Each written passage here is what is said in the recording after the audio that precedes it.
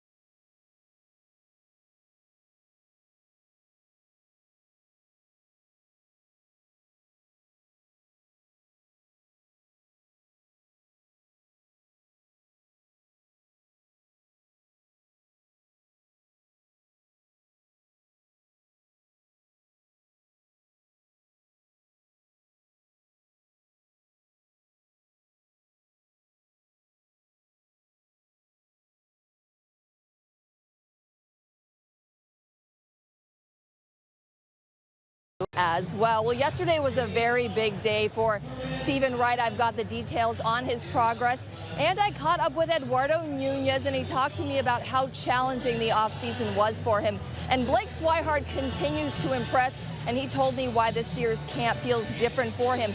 Plus, we'll hear from David Price later in the game, and I'll have an update on Drew Pomerantz as well as Craig Kimbrell. Obey. Karen, thank you very much. Blake Swihart leading the majors, by the way. As far as doubles concerned this spring, he has 7 of those.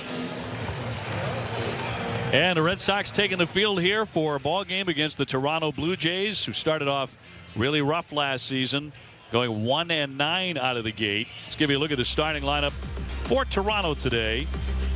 Aledmus Diaz will be their shortstop. He's going to be their everyday guy out of the gate because Tulowitzki is hurt. Kevin Pillar in center field. Steve Pearce is the designated hitter. Teoscar Hernandez will be in left field and the number 4 man. Jason Ledlabegian is their first baseman and the number 5 hitter, with Reese McGuire doing the catching. Richard Urania at second base and batting 7th. Gift and Gopay is at third today and hitting 8th, and Jonathan Davis is in right field and batting 9th. And all against David Price, the big left-hander, making his spring training debut officially. He did work against minor league hitters after his original first start was rained out against the Minnesota Twins, but this is David's 2018 Grapefruit League debut. Look at the numbers for him from last season. Obviously looking to improve on that and not be injured. Let's look at the defense for the Red Sox. Benintendi, Bradley, and Betts. The best baseball outfield in the game is out there today. Devers, Bogarts, Nunez at second. Hanley Ramirez making the start at first base. David Price pitching to Vasquez. Price going 5-3 last season, an ERA of 3.82. He missed most of the regular season because of a pair of stints on the disabled list, but he is healthy and ready to go, and he's been throwing the ball when we have seen him particularly well. He's been getting it up there in that 96-97 range. And as Steve mentioned, came back last year to pitch very well in the postseason. And Diaz, the shortstop, to lead things off. Sox coming in 10-8-1 for the spring. Toronto at 9-10. And a packed house here at JetBlue.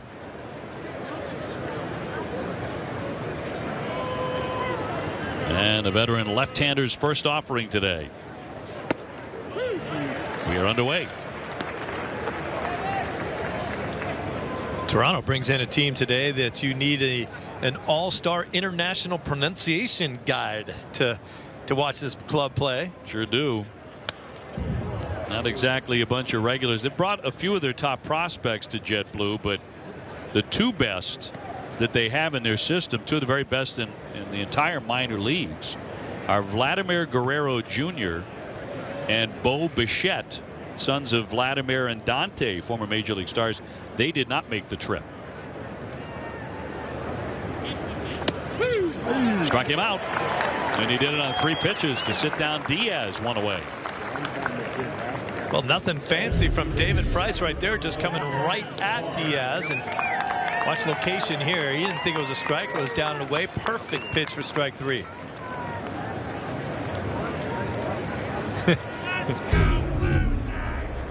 If you're a minor leaguer making a trip and that's David Price throwing the pitch, you better swing.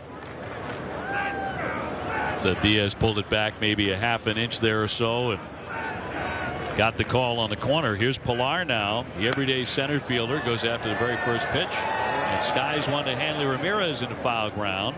Keeps on coming to make the play. As we've seen many times already this spring, that sun can be absolutely brutal. The sun's awfully difficult, and you got a little bit of a wind. The wind's blowing in from right center field today, a little breeze, and that's why Hanley has to keep coming towards this ball. Ball's blowing back in towards home plate. Did a nice job of staying with it. Not a cloud in the sky. Here's Pierce, the DH, hitting at 400. No home runs and RBI for the spring.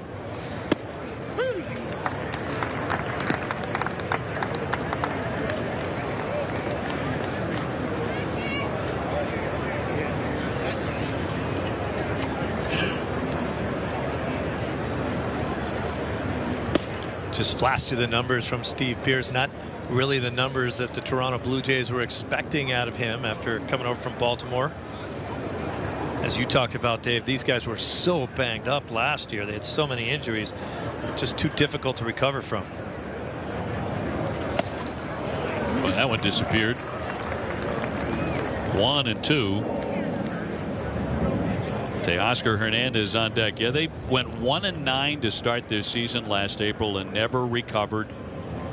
Never got to 500. Wow. Yeah, basically the best baseball they played was 500 baseball, but they already started in a hole and couldn't make it back.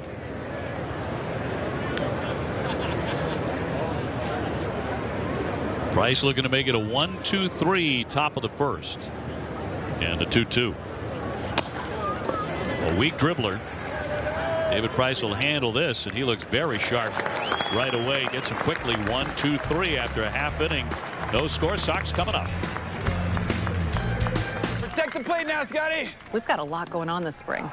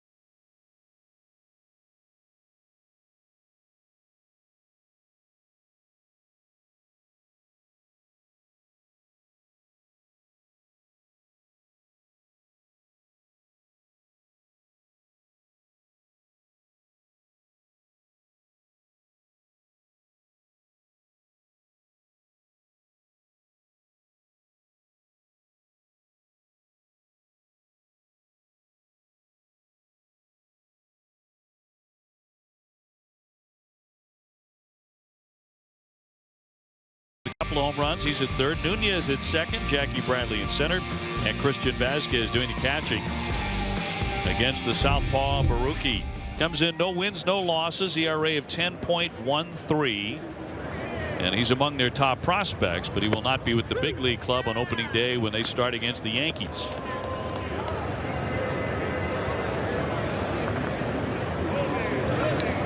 Mookie with an RBI single against the Twins yesterday.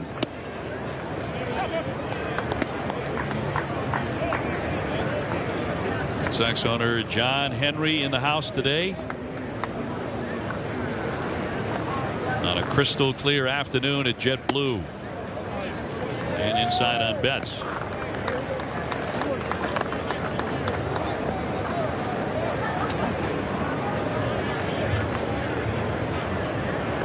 Andrew Benintendi on deck. And the count moves to 3-1. Benintendi, as you recall, from Arkansas, University of Arkansas. They made the NCAA tournament. A lot of the Red Sox players affiliated with their colleges on a long line and foul, and they're alum in many cases in the NCAA tournament. Yeah. Well, Mookie certainly turned things around and got some things going. Remember this home run from almost a week ago on Sunday. This, don't blink or you'll miss it. This thing got out of here in a heartbeat. He hit it so hard up and over the monster and left. It was gone before he got out of the box. His first home run of the spring. There's probably a number of guys on the team that have played in places where they have tournament-bound basketball teams. Ball 4. As we mentioned, Andrew Benintendi from Arkansas. Dustin Pedroia out of Arizona State. Petey's here today.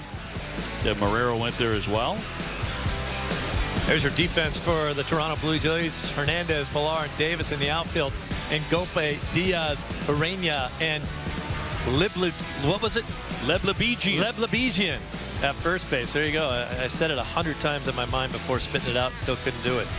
Baruki and McGuire are your battery. Leblebijian.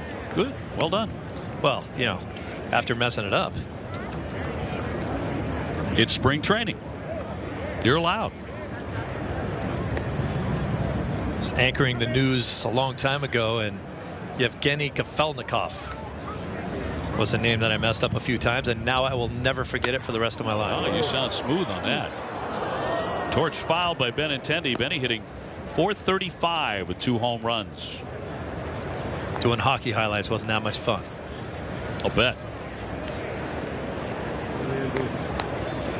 Benintendi's hit safely each of his last 11 Grapefruit League games, including all 9 this spring. Mookie aboard, nobody out, no score. And an errant toss.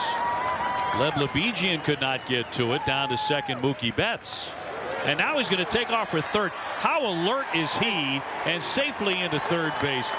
If you wait, if you have the slightest hesitation with him on the base path, he will make you look foolish. It was such a great read. He knew there was no one around the second base bag area, so he could take a turn at second base and then just watch to see how the play is developing. Once he gets past second base, and then Leblebijian decides just to toss the ball back into the infield, he sticks it into another gear. No one at second base, so he doesn't have to worry about a throw there. And then when they lob it back to the infield, he says, let's go.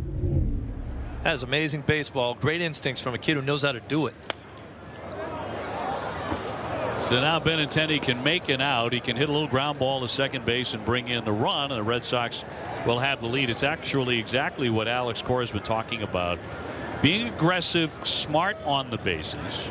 And Mookie's such a gifted base runner. He sets the tone for everybody else in that lineup.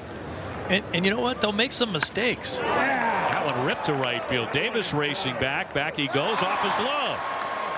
Run will score. Benintendi into second base. And he'll be there standing up. Red Sox strike right away and lead it 1-0. Benintendi with another outstanding swing. He's had a bunch of them this spring. Well, that's what I was thinking when you were saying all you had to do was put it in play, just hit a ground ball to the right side. In his mind, he's thinking, I'm going to smoke one into the gap. Here he is, gets a good pitch to hit. That's, that's lefty on lefty. Ball probably should have been caught out there, but it wasn't, and Benny's on second base. We'll see how they rule on that. Up on the scoreboard, they've already posted an error.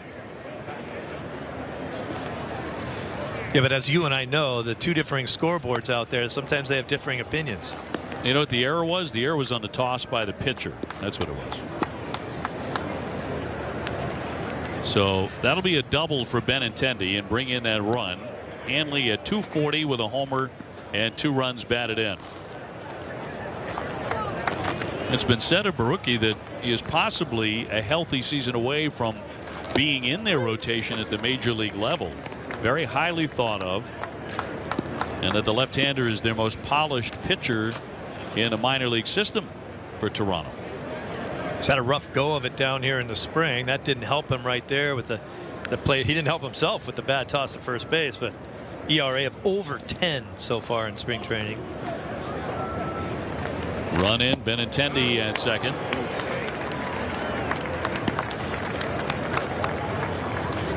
And down goes Hanley Ramirez on strikes, so that'll send up J.D. Martinez, who's the DH today. J.D. hitting .375 for the spring. No homers yet, and 1 run batted in.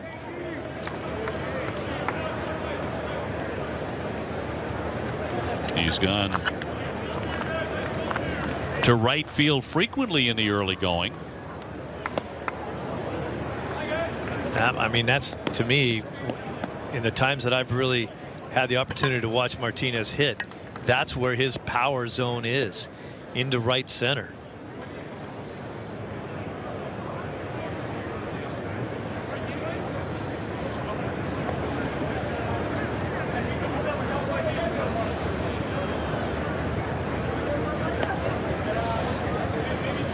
The 0-1 to Martinez.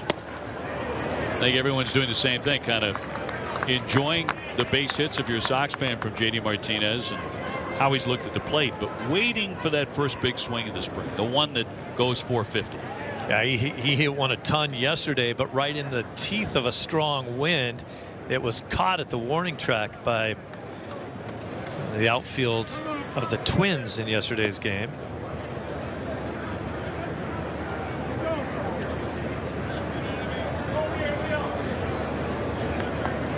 Barucki last year pitched at 3 minor league levels.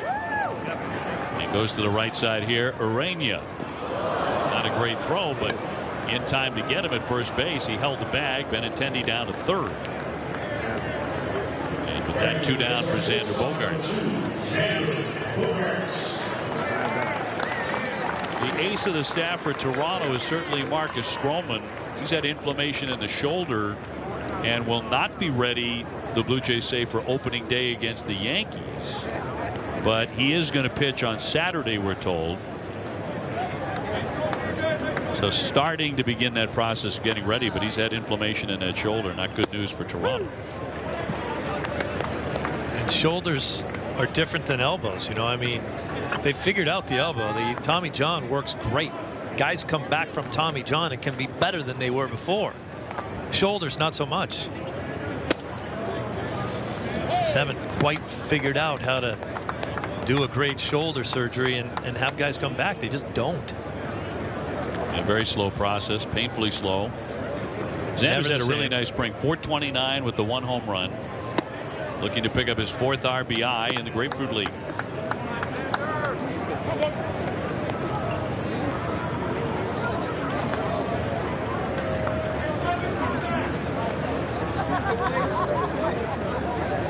And Barucki with the 2-1. He missed badly. Xander and Tim Hires, hitting coach now, working really hard every day on keeping Xander more upright than he has been in his previous seasons. They say too many times his first move is to bend out over the plate and lunge at the ball. There's Timmy Hires right there.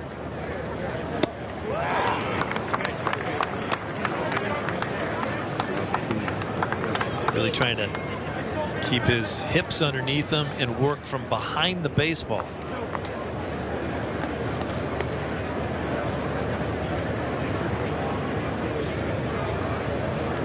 The lefty's payoff pitch popped him up down the right field line. It's going to sail out of play.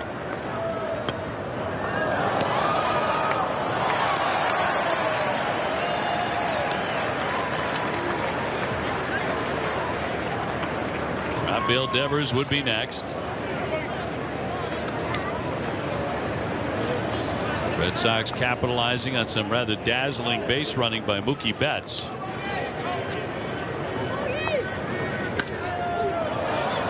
You can see why Alex Cora wants Mookie Betts to be his leadoff hitter, to utilize all his tools and be able to put a run on the board in that first inning, get ahead, and then finish strong.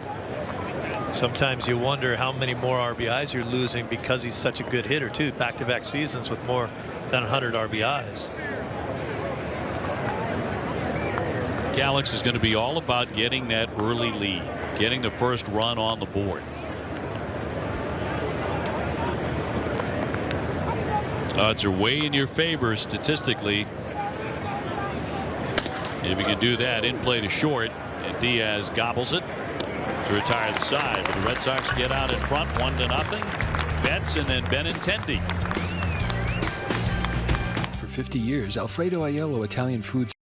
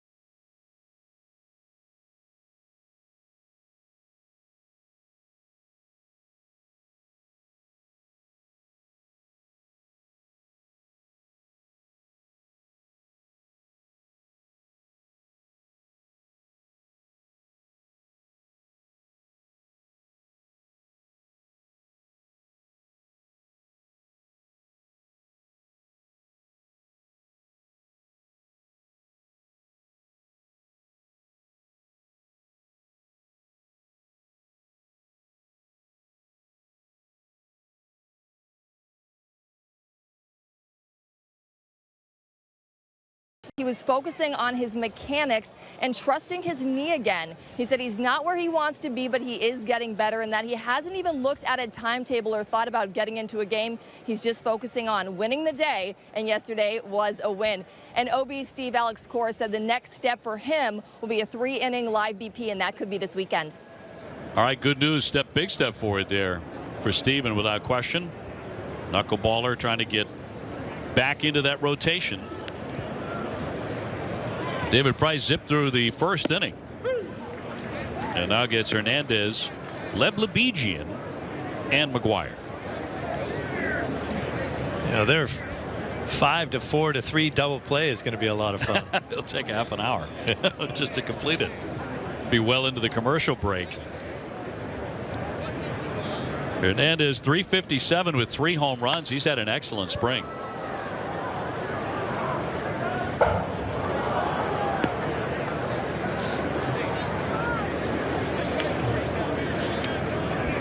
Well, David Price last year got going in that postseason at last and went 4 scoreless innings in Game 3 of the American League Division Series against Houston at Fenway Park. That brought back some memories of Pedro and what Pedro did against the Cleveland Indians in 1999. In fact, Price became the first Red Sox pitcher to go 4 or more scoreless out of the bullpen since Pedro did it, no hitting the Cleveland Indians for 6 innings. Yeah. in Game 5 of the American League Division Series in Cleveland in 1999.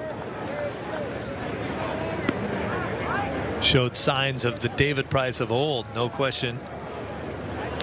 Right now his fastball is between 91 and 93 miles an hour.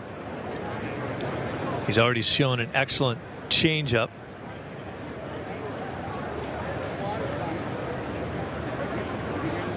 Two. Hard ground ball, nifty stab there. Devers with a lengthy throw, and safe at first base is Hernandez. But one of the better defensive plays we've seen from Rafael this spring, huh? Yeah. I mean, the toughest part about this play, believe it or not, is getting up quick enough to be able to throw the guy out. I mean, it's a fantastic defensive catch that he made, but you got to be quick. You got to get back up and go. It took him a little while. Didn't have the ball in his glove cleanly, had to reach in there for it a little bit, and that's enough time for the runner to be safe. So it'll be a base hit for Hernandez. Jason Leblebijian will dig in next, the first baseman, 257 with a home run. His parents are from the Middle East. Not all the time. Look at his numbers at Buffalo last year. Had a solid year with 11 home runs, and he'll look at a strike. My son buys tickets. Yeah, The Sox will play here tomorrow evening at 6:05 against the Minnesota Twins. Rick Porcello on the hill. Rick was talking the other day about the first inning and working through, getting through that first inning clean, which he scuffled with last year, and likes the way he's throwing the ball. And the game that we had, the last Porcello start, I mean, the one ball that was hit hard was caught. Everything kind of looped in. He got dinked and doinked a bit. But that first inning is really a focus for Rick Porcello this spring, and figuring out how to get through that unscathed. Just got to make sure you're comfortable enough and ready to go into the game. And it's an odd situation. You warm up in the bullpen, you throw your 30-40 pitches down there to get ready, and then you get 8 pitches to get ready to pitch on the mound that you're gonna throw on, and that takes an adjustment sometimes. Nobody out, a man on. Red Sox ahead 1-0. I guess that missed. Looked like a pretty good pitch. Brian Onora behind the plate. Sam Holbrook, Marvin Hudson, Tim Timmons here today as the umpiring crew, so it's a regular crew.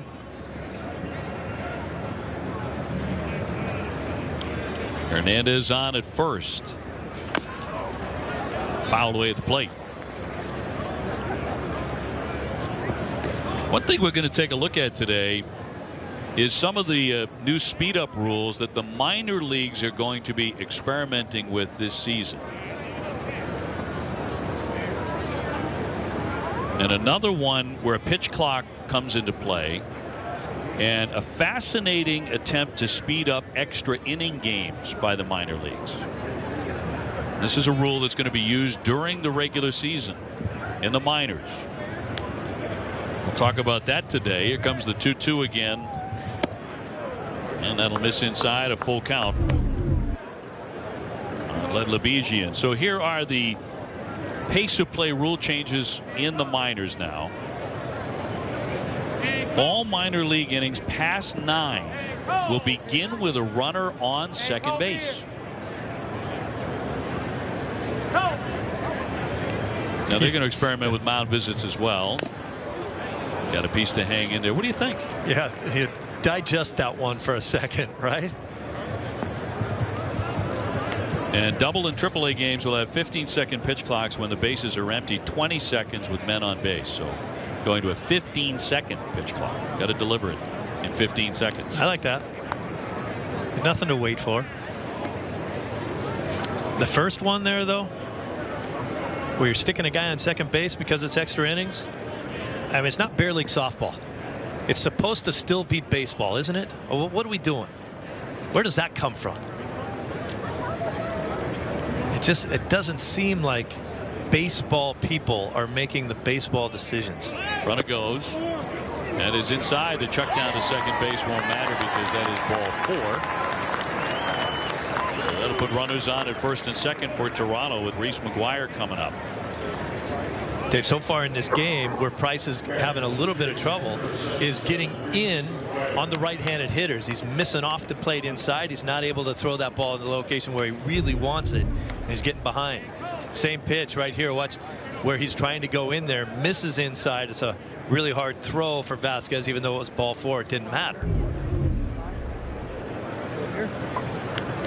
I'll tell you one thing that's going to happen. You put a runner at second base to start the inning in extra innings. People are probably not going to tune out that game. One attempt, he got it down. Price, a little bit of a slip there, but got the throw in time to first base. David looked behind him. Maybe some turf gave way there. Sacrificed by McGuire. Hernandez and Leblebijian both move up.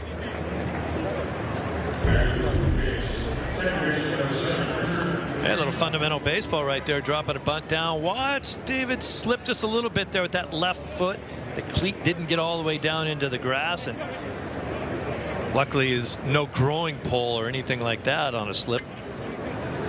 Vasquez telling him where to throw the ball. Obviously he had options. Could have thought about trying to get the guy at third base. Vasquez right on top of it, yelling at him where to go. So the infield will be in. Urania now. Richard Urania, the second baseman. 120 for the spring, no home runs. Red Sox played so many extra inning games last year that if that rule had been in effect, they would have played about 40 fewer hours. If that was in effect at the major league level. I'm fascinated to see how it works in the minors. The experiment to me is worthy. All of these experiments are, to try and speed up the pace of play, which has to be taken seriously. It should be taken seriously, but at the same time, it's just like, why are we messing with the fundamental rules of the game? Well, to me, the answer to that is clear, because the fundamental rules of the game are not working to prevent ball games that go 3 hours and 45 minutes. And everybody's attention span has shrunk over the last 15 or 20. Maybe not everybody's. A generation of fans, their attention span has shrunk. What if you have an excellently pitched game on both sides, and it's a 2-1 game in the 9th inning? The other team scores a run. It's great baseball. It's taken 2 hours and 20 minutes to play, and now you're going to throw a guy on second base just because the rules say that? Right. Yeah. It's like, wait a minute. Why are we ruining a beautiful game because someone decided, oh, it's the 10th inning? We gotta change the way the game's played. Yeah, I don't know. Ruining the game, I'm not sure and there just aren't that many 221 games. There should be more. There used to be. When you were playing in your early days of your career, it wasn't uncommon to play a game 2 hours 35 minutes, 245. 3-1 will be in for strike. That was the norm. Trying to get back to that. Well, I'm all for at least trying it and seeing how it plays out. I think it'll add an air of excitement to baseball in those extra inning games. You put a guy at second base, all of a sudden you got a guy in scoring position. You know, everything changes. The strategy changes. The intensity of the game changes. We'll see. Got him looking. Urania punched out. 2 down. This backdoor cutter right here. Great location. Look at Vasquez where he's set up. Perfect. See you later.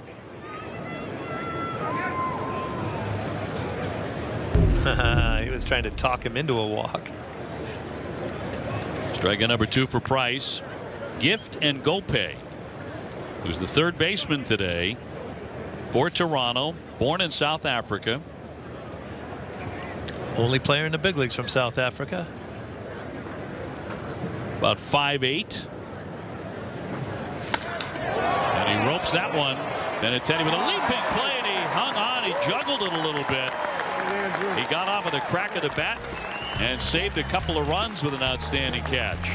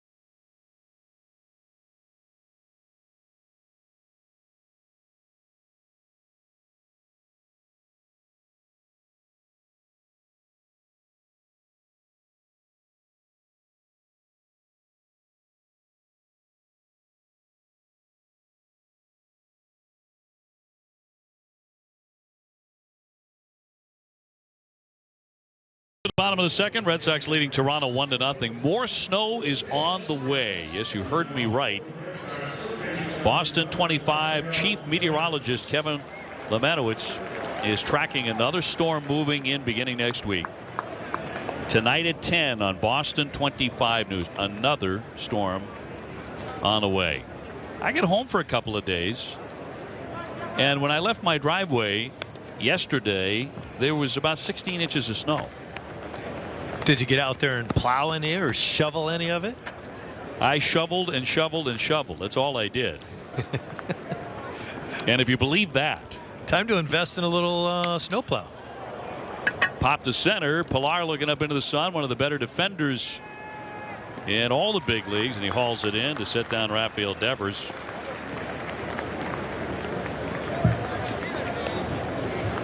And this late winter stuff has been brutal for everybody, and when you hear another one is on the way, you just get weary, don't you? Oh, well, Kevin Lemanowitz is one of the most hated men in broadcasting right now. All the weathermen, everyone's mad at him, like it's their fault. Kevin's really good. He is good. He's as good as it gets. Not his fault. Here's Nunez, Eduardo Nunez. Will be followed by Jackie Bradley. Red Sox with a 1-0 lead. Benintendi moments ago with a standout play in left that gets by him 2 runs. Would score for Toronto.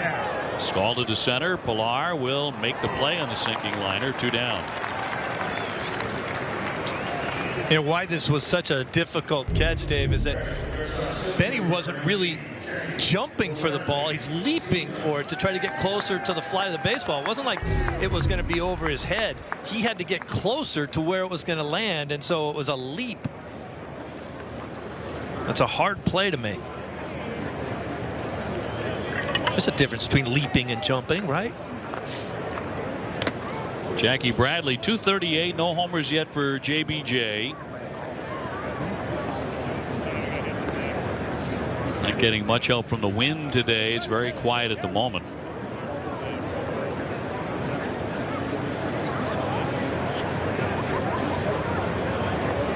"17 home runs last season for Jackie.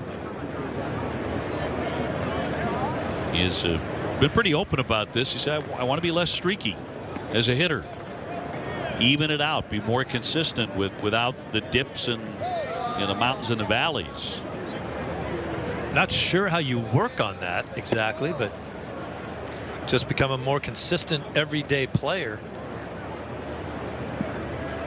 I'd like to be the streaky guy when you're on a hot streak. I'll tell you the truth. When you hit 29 in a row. Yeah, it's the guy I want to be. Which he did a couple of years ago. Christian Vasquez on deck.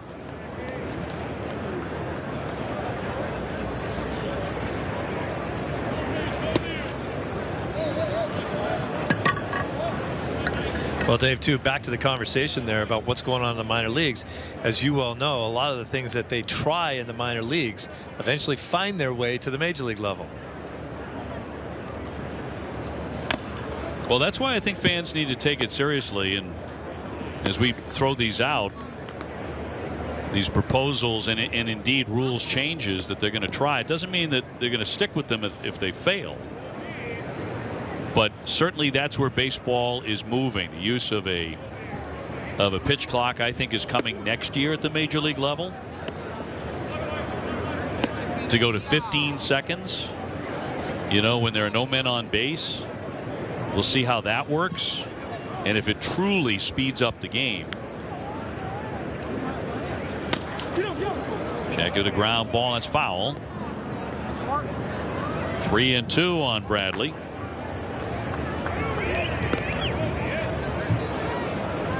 I like the idea at the very least, Steve, that baseball is very conscious from the commissioner's office on down that there is an issue with the pace of play. It needs to be changed, not just addressed. Something has to happen.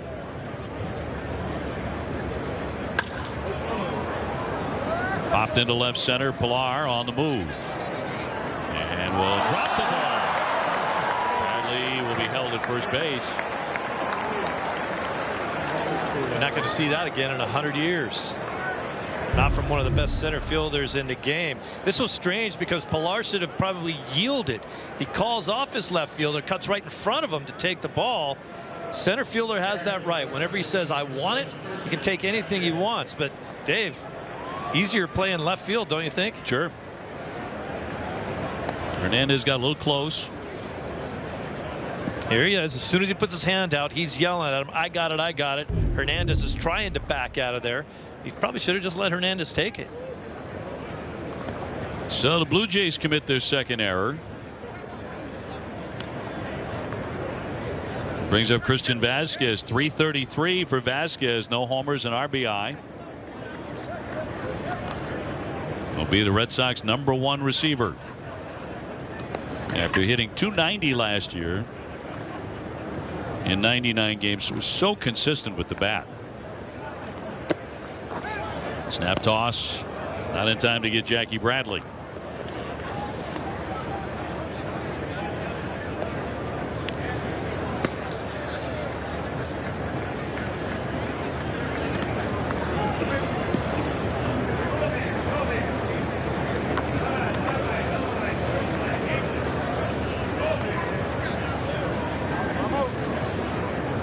Two down, a man aboard. Red Sox leading 1-0.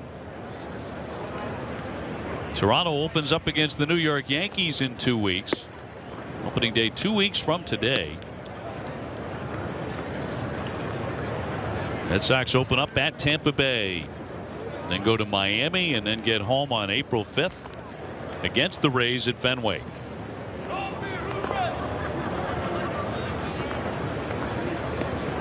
Wind's kicked up a little bit. Now blowing in. Here comes the 2-0.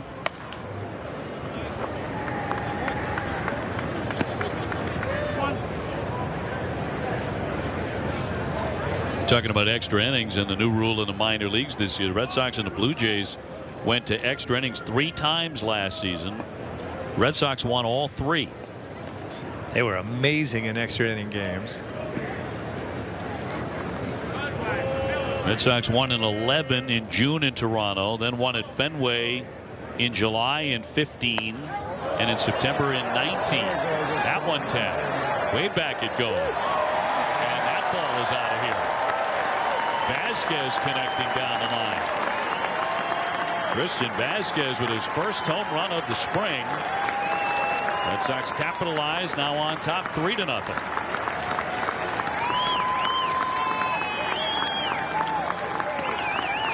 He shows flashes of power, and when he does hit them, they go a long way. You just want to see more of it. Looked like a hanging breaking ball. Kind of just speeds his bat up a little bit. Watch how quickly it gets through the zone. Boy, that was easy. Yeah, I mean, just such an easy swing he took. Didn't try to really yank it into left field, or he would have pulled a foul. So 2-run shot for Vasquez. Can't do that in one hand.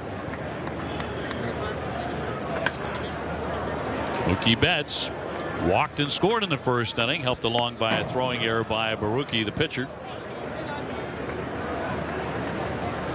And then put on a base running display, reaching second on the air, but then taking third, kind of stealing them blind on the same play. Pop to right, Urania out, Davis coming in. And the second baseman will make the play and retire the side. Christian Vasquez flashing some pop here at JetBlue, and the Red Sox lead at 3-0.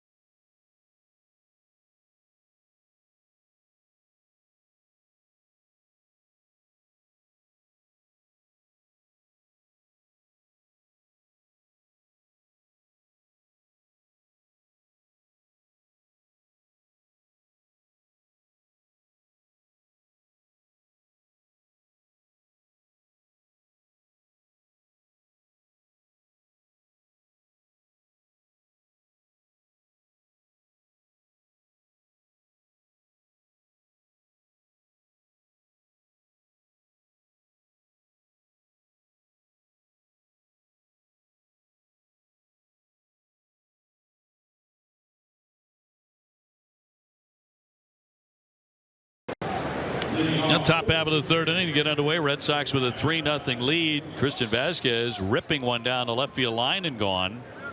Saw a moment ago that both Cora and Dana LeVangie were out talking with the home plate ump Brian O'Nora. I think on a couple of occasions Price feels like a strike was missed. That might be it. Looked like a amiable conversation for the most part, but interesting that the pitching coach was there too. Yeah. Not really sure what that was about, but there was a second conversation.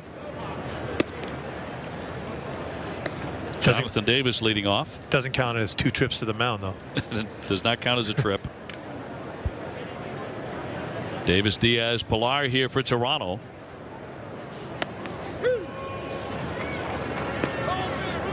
Wouldn't say that hopes are sky high for the Blue Jays this season by any means. They lost 86 games, finished 4th last year after that terrible start. Pounded in for a strike. Now, they do have some names in their lineup that used to be formidable players. Guys getting a little bit older now, but not to say that some of those guys can't come back and have outstanding seasons. A lot of them were hurt last year. Dropped in there for strike 3. So Price catches the number 9 man looking. Let's go to Guerin. Thanks, OB. Well, I caught up with Eduardo Nunez, and he told me that his knee is feeling pretty good. He said it has been tough, you guys, because he has done nothing but rehab since the end of last season. And he was telling me that he had a 2-week trip to Rome and Venice planned, and he had to cancel it all because he needed to be in rehab. And guys, there was a lot of interest in Nunez this offseason. He told me that he was talking to several teams, but he really wanted to come back and play for the Red Sox. He said he loves everyone in this clubhouse, loves this organization, and guys, he said he's very excited for this season. A real popular guy, as you know, Guerin, inside the Red Sox clubhouse, and one of those glue guys. It's a big reason the Red Sox wanted him back. Popped into center field. Jackie Bradley on to make the play. Diaz retired. There are 2 gone. David Price so far has allowed just an infield hit. Oh, you've been to Rome. I've been to Rome. That's great rehab. All you do is walk. A ton. Well, you walk and you eat a lot. Yeah, but you can lose weight because their food's so pure over there, and you're walking everywhere you go. Eduardo has nothing to worry about there. And you walk, in 3 days you walk 25 miles. Yeah, great rehab. Sorry he missed the trip, but maybe next November. He'll get there.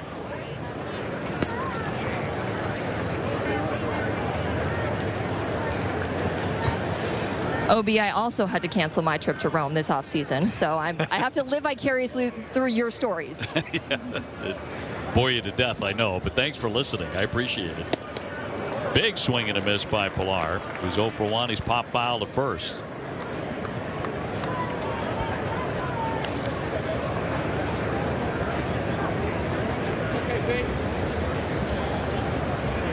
Now Price has looked good. He's walked a man.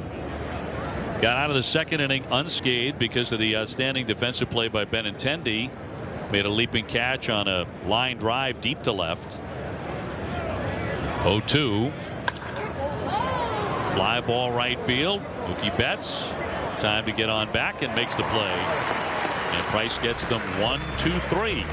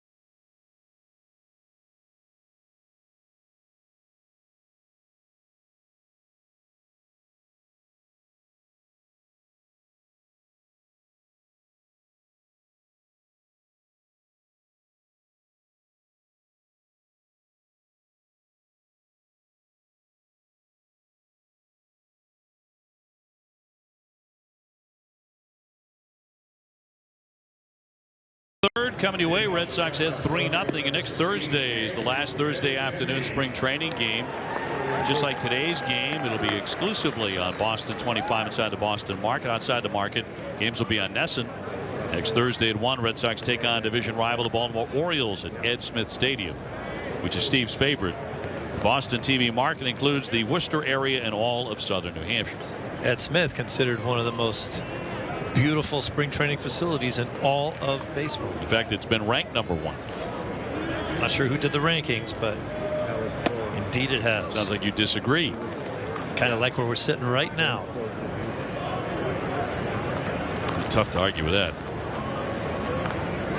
Great spot here at JetBlue Fenway South. Benintendi has already had himself a day with an RBI double and a catch to save a couple of runs. Great look at always packed JetBlue.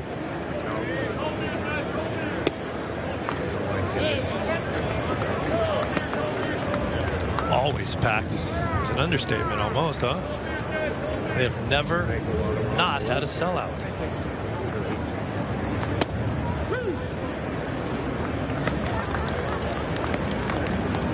Benintendi, then Hanley Ramirez and JD Martinez in this inning against Ryan Barucki, the left-hander, in his 2-2.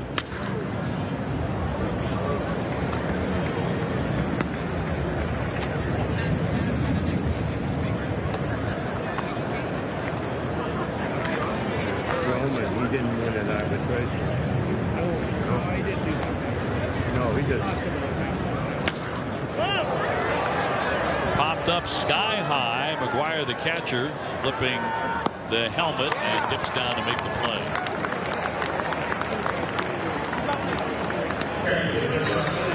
So 1 away and Hanley on the way up.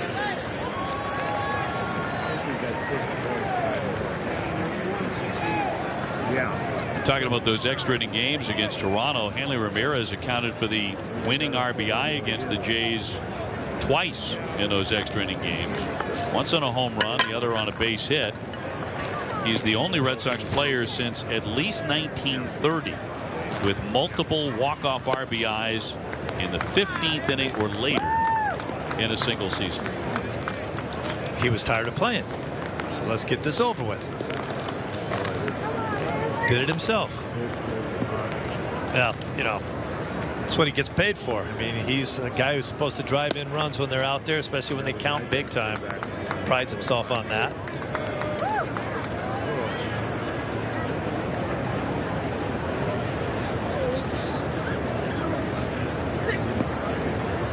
One down, bases clean here for the Sox, who lead 3-0.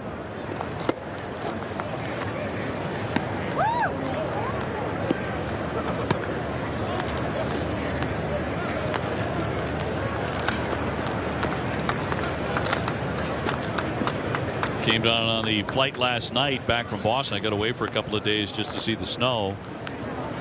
Reminder of what that looks like. Needed that reminder. And then, you know, came back, and obviously my flight was loaded with Sox fans who were coming here today to see this game at JetBlue. And love talking baseball, love talking about the Red Sox. You and I both do.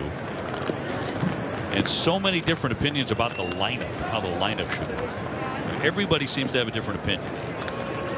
Any good ideas? Well, a lot of good ideas, yeah.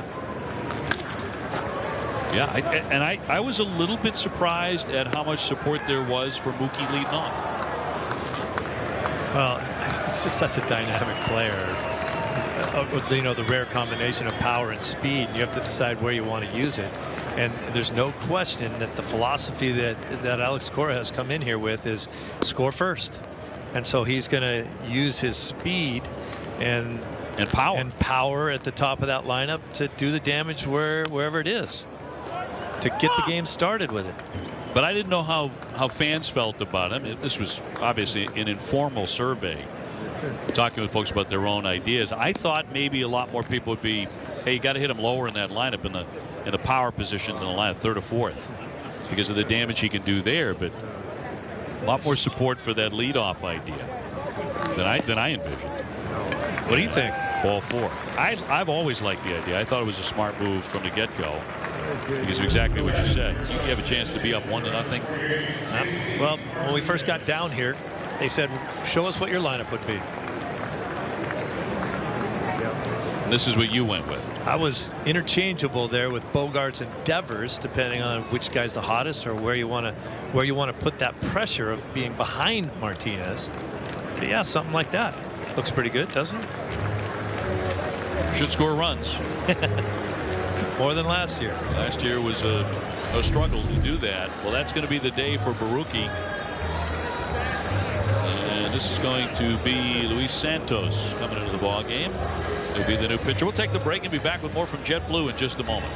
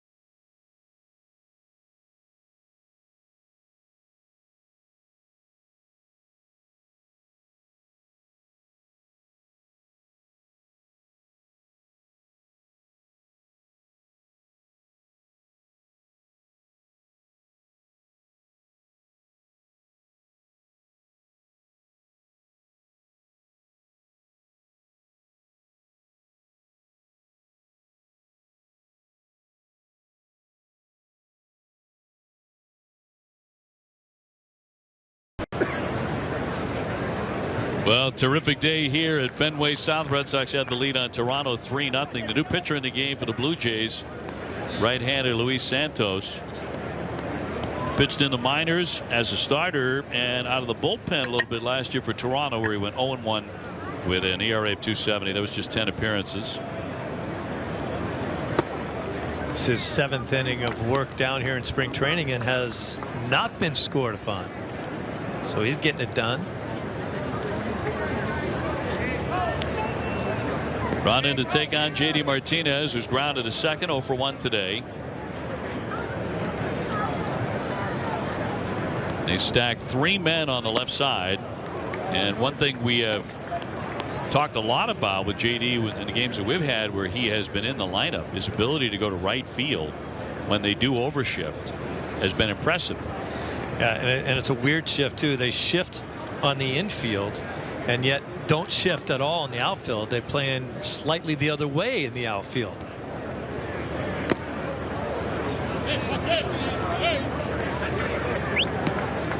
Which, you know, I get the outfield playing the other way because his big time power is that way if he hits the ball in the air. But if you can prove that you can hit the ball the other way, I'm not sure why I would shift. 3 of my infielders on the left hand side, and he's already proven that he can beat it. We saw him in his second game. He had 3 base hits to the right side.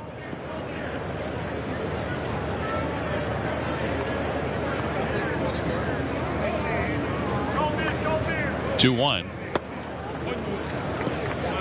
And there's virtually nobody on the right side of the field to catch a ball if he hits it. This was his second game, 3 at-bats, 3 base hits to the right side on beating the shift every time.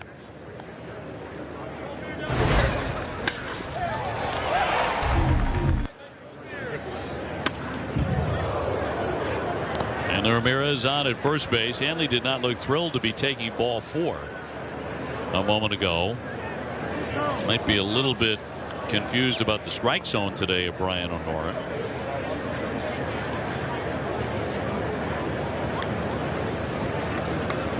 Bogarts on deck.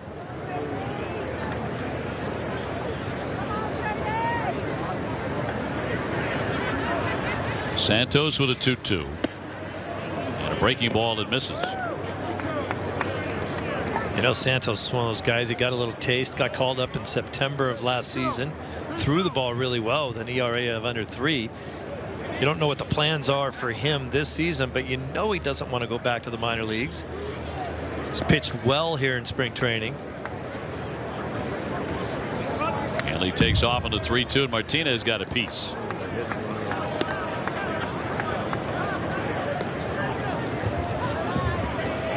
Can be kind of deflating when you get a taste of the big leagues, you pitch well, then you come back next spring training and you pitch well. They say, well, hey, no room for you right now. We'll send you back to AAA or AA. And you're like, whoa, what do I got to do to stay here, man?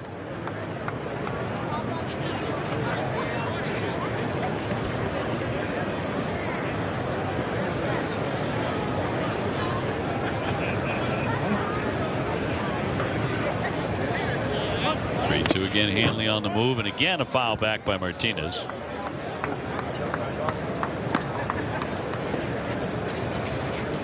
Julio Daniel Martinez.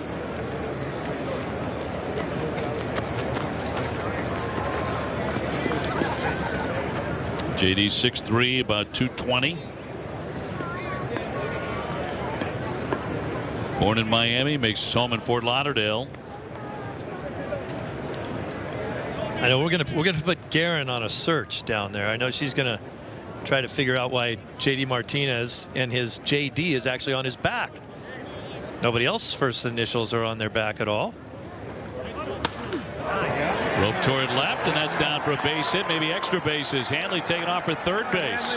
Carlos Fabulous is going to wave him in, and he is going to score standing up on a double by Martinez, who pulls one down the left field line. 4-0 Boston. And that's the situation we're talking about right there, Dave. Because of the overshift, you got all your infielders on the left-hand side, but none of your outfielders. So Manny on first base, I mean, Hanley Ramirez on first base can score all the way from first, because look at how far the left fielder has to run all the way down in that corner to get the ball. Excellent situation and a great RBI opportunity from Hanley Ramirez. And what are they doing now? Sending him back?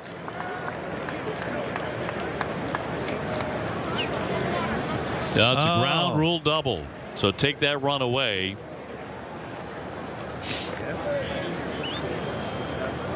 From our vantage point, much the same as Fenway Park, we can't see down in that corner what happens. I think one of the umpires said it might have gotten stuck. There's nothing wrong with that. That's. Is Xander Bogaerts. So take a run off. Red Sox 3-0. I'm not sure why that should have been a ground rule anything. Should not have been. And you know, the same thing. Alex Cora and his coaching staff, they can't see what happened down there either. So they basically have to take the word of the powers that be. Now Xander Bogaerts with an opportunity to drive in 2 now. He is 0 for 1 with a ground out to short. However, that just stuck the bottom half of the fence and kicked back. It didn't right stick back underneath. Had this been the regular season, Alex Cora would be on the third base line screaming at somebody right now. Because they would find a way to find a replay of that play and say, wait a minute, there's nothing wrong with what happened there, and we should have scored a run. Santos with a 1-1.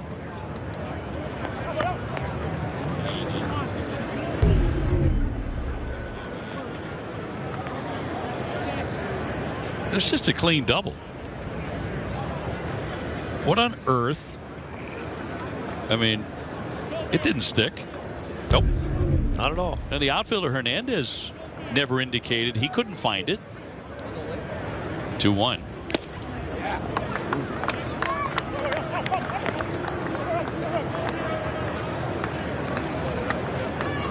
Devers on deck, so they bring Hanley back to third base inexplicably. Martinez to second. No RBI for JD, although he ought to have one.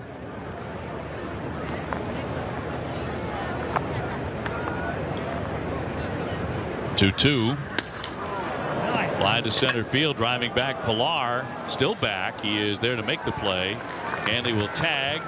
He is in to score. J.D. Martinez down to third, and finally that run will actually count. Xander with his 4th RBI. And again, I say 4-0 Red Sox. If you thought Hanley was mad because he had to walk on his last at bat, how mad do you think he was when he had to score twice but only counted once? It's just a guess. No way to tell until we talk to him later. But my guess is one of the reasons that he wasn't happy to take ball 4 is because of the previous at bat when he struck out. He's trying to figure out where the strike zone is. Could be. Devers 0 for 1 with a fly to center. Martinez at third, 2 down.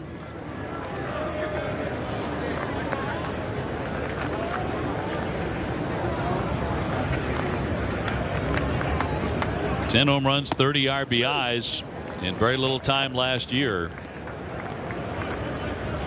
And that home run against Aroldis Chapman on that Sunday night at Yankee Stadium that people are still talking about. I've talked to veteran baseball observers. I mean, guys who have been covering the game for a long time who said that swing by Devers against Chapman was one of the most impressive swings they'd ever seen. Base hit into right field to drive in Martinez. Devers with his 5th RBI. He continues to have good spring. That'll make it 5-0 Sox. I like his ability to cover the plate. Can go the other way as well as any young player we've seen in a long time. But if you try to get in on him and he stands right on top of the plate, he'll just yank that into right field, and that's what he did right there.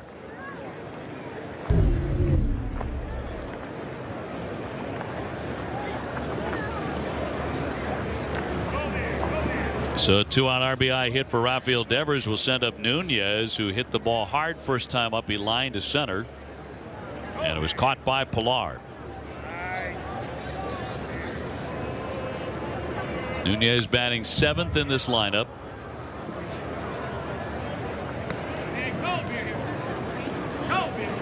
Best swing of the day has belonged to Christian Vasquez, who has torched a 2-run homer up and over everything down the left field line. But Sox have 3 extra base hits. Benintendi with a double. Martinez with a double. Now an RBI single by Devers, and that one's hit into left field, coming on Hernandez to make the play and retire the side. But the Red Sox add a couple of more runs. Now on top 5-0 over Toronto.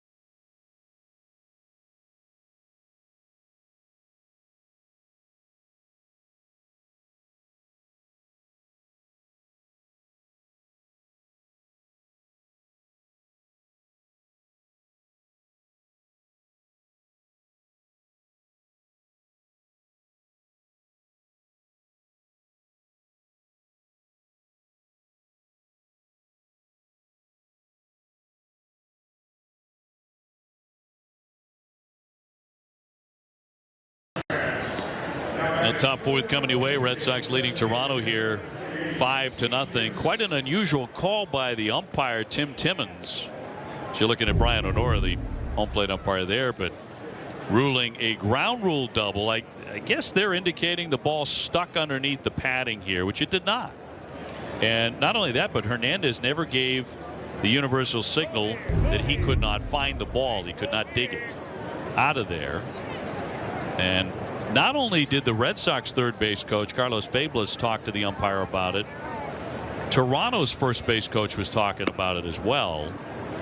And I think all with a sense of wonderment. Turned out not to be a terribly important play because the run eventually scored. There's that conversation with Honora. My only thinking is that the viewpoint of Timmons, the way the ball kind of stopped up against the wall, he might have thought that it did get stuck. Bounced back a couple inches, but it didn't get stuck. And the funny thing is, when an outfielder feels like the ball is stuck in the wall, he makes that universal signal that you're talking about, which is eerily similar to the umpire looking at you and saying, game's over. Game's called. Right? Game's over. Same signal almost, isn't it? Almost. I can't find it. Yep. Ball's in the fence. That sense of I'll panic. have no more of this. Well, David Price working into his fourth inning. He's been very sharp. He's allowed one hit. That was an infield hit. How about the most encouraging thing that we're seeing here a little deeper into spring training now is Sale was brilliant yesterday. Price comes out today looking good. A foul ball. Yeah, you saw Sale work yesterday and you were raving about him this morning. 53 pitches, 5 innings. Basic average 10 pitches an inning almost, which is really good for a guy who tends to throw a lot more pitches. He pitched to contact and yet still struck out 7 in those 5 innings. Got in trouble a couple times, got right back out of it. There's the numbers. 2 hits. Both of those hits were triples with 1 out. And they struck out the next guy, right? Struck out the next 2 in the second inning and struck out 2 of the 3, or 1 of the 2 in the next one. In there for strike 3, and he sits down Pierce. Caught him looking. Well, that's a nasty pitch. This is where he was trying to go. That's just a cut fastball right there. Back door. Catches the outside corner. Pierce is frozen. He thinks it's going to be a ball, but it comes back and nips that corner. 4 Ks for the left-hander. Here comes the only man who has a hit against him today, and that was an infield hit. Down the third base line, the Devers actually dove and stopped.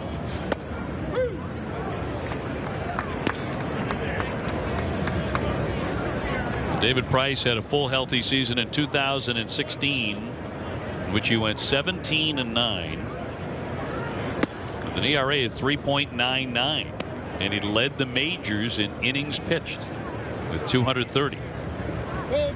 Certainly had a history of doing that. Made 35 starts that season.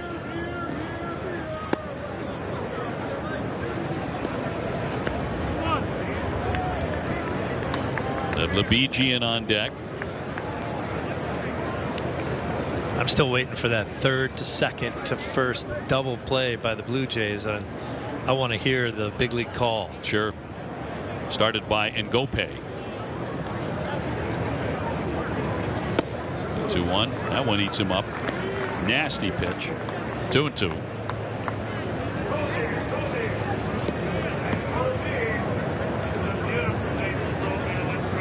The Red Sox do have activity in the bullpen. See if Alex Cora goes 4 innings with the left-hander today.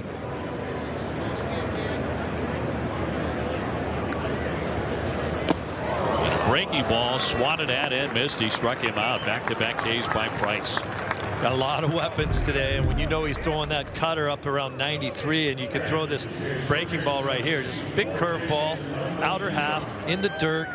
You can't adjust. Watch you lunge at this pitch because you think you're getting something else. You can't hit it.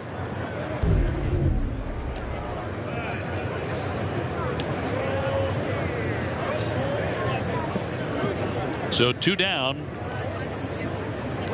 Lev Lebejian walked in the second inning. Has 1 home run so far for the spring.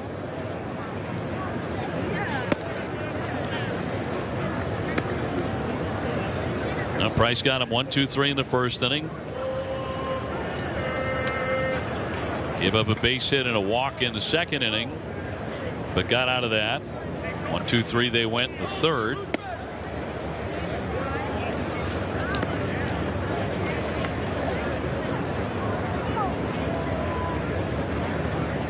Also expected to see Carson Smith today.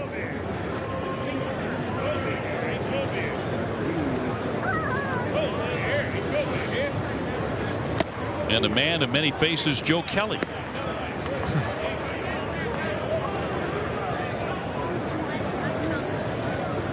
Joe's acting chops have been on display here in this camp, drawing raves. His comedic timing, drawing raves. His dance moves. His dance moves. Trying to sneak it underneath, but the count goes to 3-1. Nobody aboard, 2 down. Red Sox with a 5-0 lead behind David Price today in his spring training debut in the Grapefruit League anyway. Fly ball pretty well hit. Backing up Jackie Bradley, runs it down on the warning track, and Price does get them in order. If he's done, he looked awfully good today. 5-0 Red Sox. This is a bar.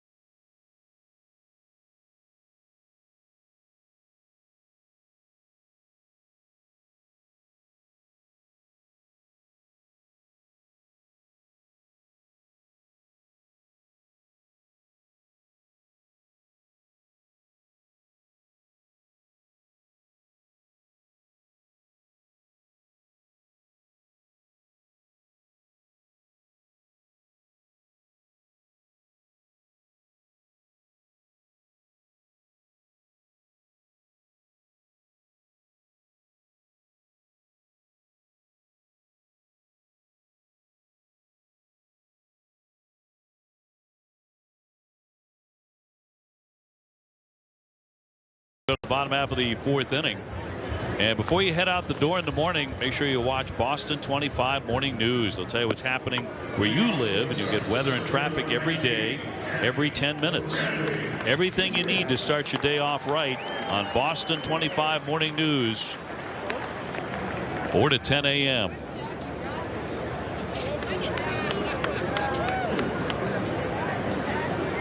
Are you ever up at 4 o'clock in the morning? No, but I'm up quite often at 5 in the morning here. You have been getting up and getting your workouts in, haven't you? Yeah, you know who I work out with at 5:30 in the morning? Who's that? The guy right to your left there, Matty. Now he's there for completely different reasons, I know. What do you mean, you're both working out? Well, I think Matt generally sits right next to someone that he is very much interested in. Little Topper playing first base, and Jackie Bradley. Look how red his face is over there. Out at first base. You're not supposed to say things like that. You've drugged me right into it. Yeah, it's my fault. I thought you were just going to say, he's your pace car. He is. I never catch up with him. He's right in front of me in those spin classes. I can never catch him. So one man gone for Christian Vasquez last time up. He ripped one down the left field line and gone. Such an easy swing. You got to think you're going to see this out of Vasquez way more often this year than the 5 home runs he hit last season. How easy was that hack?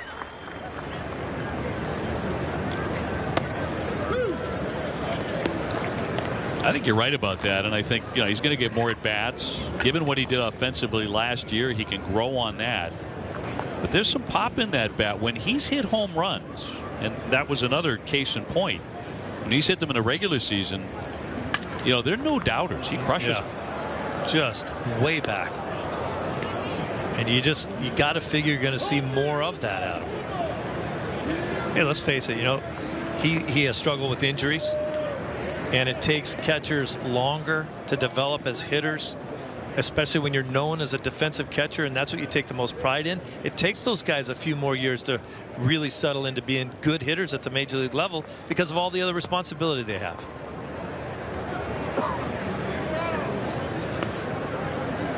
A lot of responsibility this season. He worked so well with David Price today. If in fact David's done, that was 4 sterling innings. And one would bet he is done for the day. Fly to center field. This is well hit. That turns around Pilar, but he's there to make the play. 2 down. Mookie Betts will be next. Red Sox had 5-0 on 4 hits. Roenis Elias trying to make the ball club. He's working in the bullpen. Oh, he's been impressive too. Elias in 6 appearances, 8 innings, has allowed only 1 run, and it was unearned. And that was in his last appearance.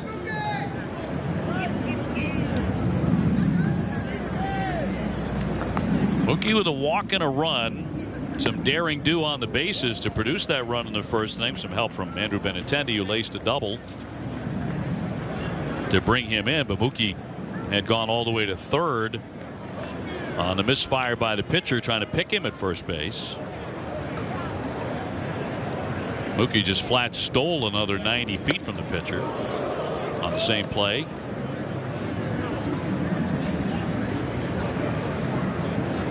Had an RBI single against the Twins yesterday. Benintendi would be next.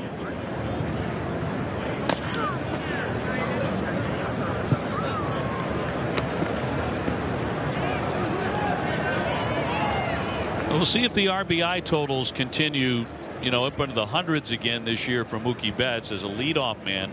Certainly at the start of the season, the plan is to lead off Mookie Betts. The bet is that's going to cost him RBIs.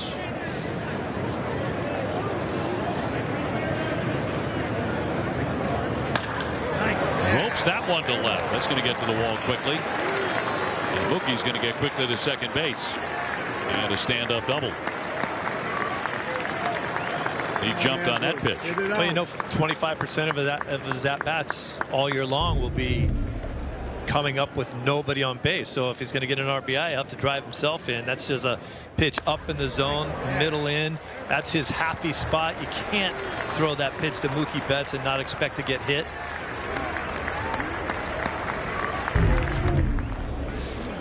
That's the end of the road for Santos. They'll take him out. And Toronto will go to the bullpen. We'll take the break as well. The Red Sox keep on swinging the bats. They're on top 5-0, and we'll have more in a moment.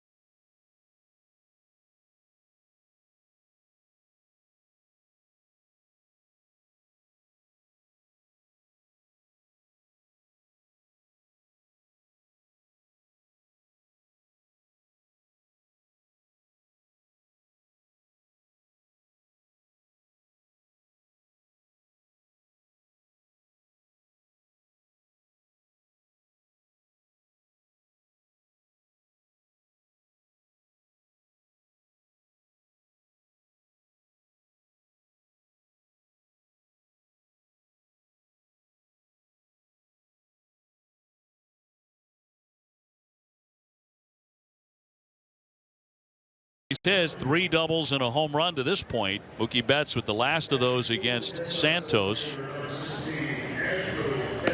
Benintendi will be next. They bring on a left-hander to face him. Matt Dermody last year in 23 appearances with Toronto, 2-0, 443 earned run average. And he becomes their 3rd pitcher today. Benintendi will test him. Andrew with an RBI double off the glove of Davison. Right field in the 1st inning. He's also popped to the catcher. Dermody has been getting knocked around a little bit in spring training this year, giving up 5 runs, 7 hits. 2 down for Benintendi. And that one's down the line. That should be extra bases. Another run in. Mookie Betts will score. To the warning track with that hit. Benintendi with an RBI, his 2nd of the day. A double, and the Red Sox are on top 6-0. Tim Hires loves the way that Benintendi's so aggressive. One pitch, you don't wait around. You see a pitch you love, middle in. You put that perfect, beautiful left-handed hack on it. Watch this from the side. Learn something if you're a kid. That is tremendous balance right there. No extra motion. Finds a pitch he likes. Wow. He's on track to have another good year.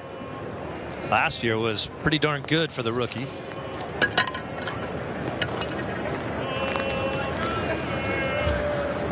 Hanley with a walk and a run. He's also struck out, and he pops that one foul. Out of play for strike 1. Yeah, Dave, we were talking about the chances for Mookie Betts to maybe drive in 100 again for the 3rd straight season. He's really going to rely on guys like Bradley and Vasquez or Sandy Leon, the guys at the back half of the order, to have great years so that they are on base when he comes up. Remember, Butch Hobson drove in 100 runs for the Red Sox, batting 9th.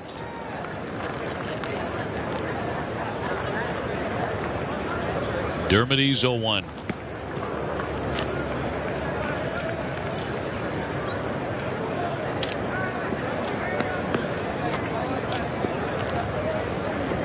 Benintendi at 2nd. He'll be keeping an eye on his Arkansas Razorbacks.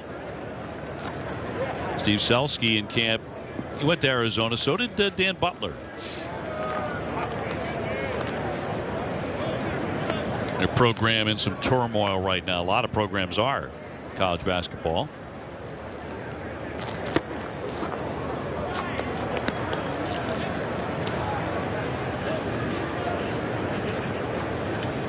Now you see Hanley's helmet with the face guard on it. I don't remember seeing that early in the spring. Is that new today? That's the first time I'm aware of that. And you know, it's just precautionary, I guess, because I don't remember Hanley getting hit. And is in there for strike 3, and will retire the side. Red Sox add another run, now on top 6-0 at the end of 4.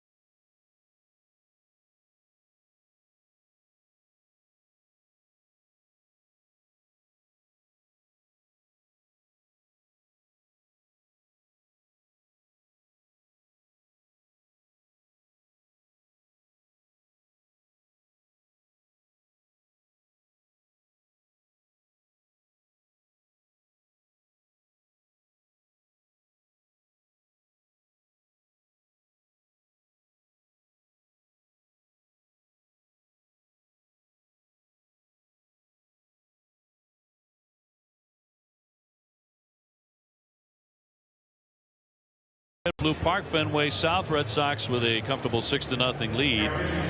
And Elias coming out of the Red Sox bullpen, which would be a role for him if he makes the ball club. And on in relief of David Price, who is really outstanding in 4 innings, 5 Ks, 1 hit. Back-to-back dominating starts from the 2 dominating starters that you're expecting to see in a Red Sox uniform. Sale and Price. This guy's having a great spring, and he's opening up some eyes and opening up some doors for him to possibly make this club in the bullpen. Brock Holt also into the ball game now at second base. He relieves Nunez. So those are your changes. And Elias in. He'll get 6, 7, and 8 in the Toronto lineup here. Red Sox on top 6-0 with 6 hits. And in there, a 2-run homer by Christian Vasquez.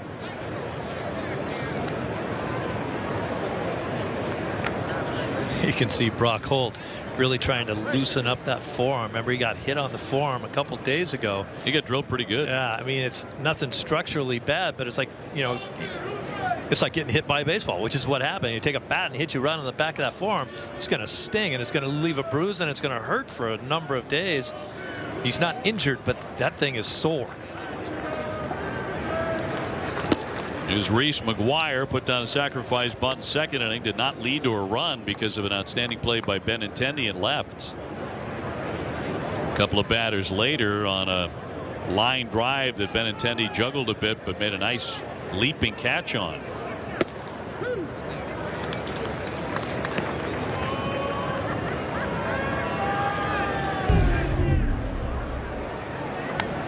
Thank you for using that word, Dave. It was a leaping catch.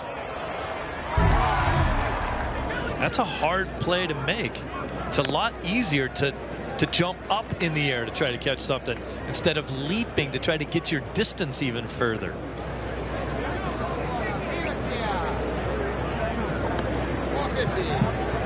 Good player. I remember his first season with the Red Sox, you know, just days into his major league career, made that sensational jumping catch at Tampa Bay. Remember that play? Unbelievable. Over the wall, brought it back in. Long run to get there. Yeah. And you know, he was aware. I thought it was really smart. He was aware that there was a table on the other side of that wall that he could brace himself on, so that if he made such a play, he could hold up and get back into play, because there was a base runner. He had to fire it back in after making the catch.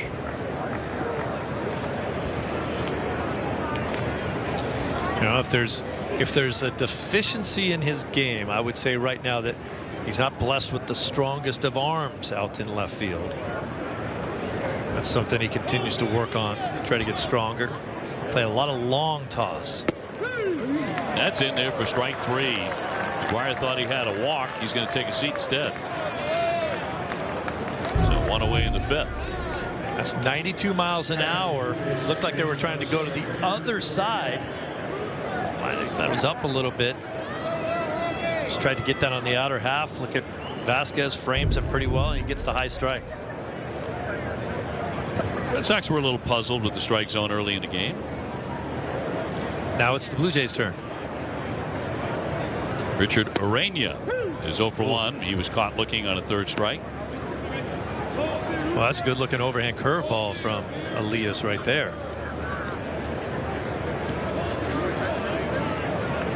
Elias out of the Seattle organization, where he was a 10-game winner his first year. Base hit in the left. So Urania is aboard, and Gopay will be next. It's one of the more unusual first names you're going to see of a major league ball player. Gift. We know that's not his real name, is it? That is his real name. Well, it's much longer than Gift as a nickname. But it's shortened up a bit. Yes. He's the guy that hammered the line drive that Benintendi caught. Made his major league debut last year with the Pittsburgh Pirates. He got a base hit against the Cubs in John Lester for his first major league knock. When he was growing up, his mother was the clubhouse attendant for the Randburg Mets in South Africa. In fact, they lived in a room right above the clubhouse. And he was invited to the Major League Baseball Academy in Italy, where the Pirates signed him.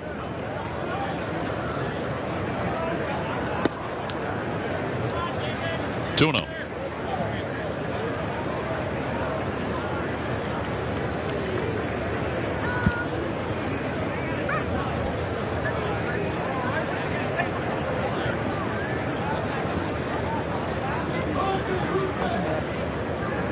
It's hard to get to an Italian baseball academy from South Africa. It was his road to the major leagues last season.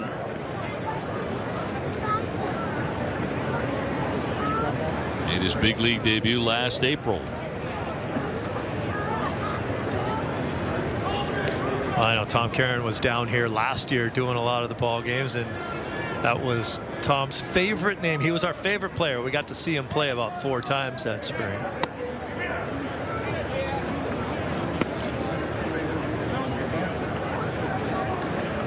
Now, Toronto is going to be on opening day without their ace Marcus Stroman, as we mentioned. It's just not going to start on opening day. It'll be ready to go, they think, after that. But they're going to test him tomorrow, going to pitch tomorrow. And Troy Tulowitzki, their all-star shortstop, will also not be ready for opening day. He's got a bone spur in his right heel and is not going to be ready. So Diaz, who's playing short today for them, will open up at that position against the Yankees. There aren't too many guys out there that are as good as Tulowitzki is, but is consistently hurt. He's had a lot of injury issues. He really has. When healthy, he's awfully good. That's going to be ball 4. So with 1 down, first and second for Toronto. This is something that Elias is going to want to stay away from if he's a guy coming out of that bullpen where you can't really afford to put guys on base, especially via the walk.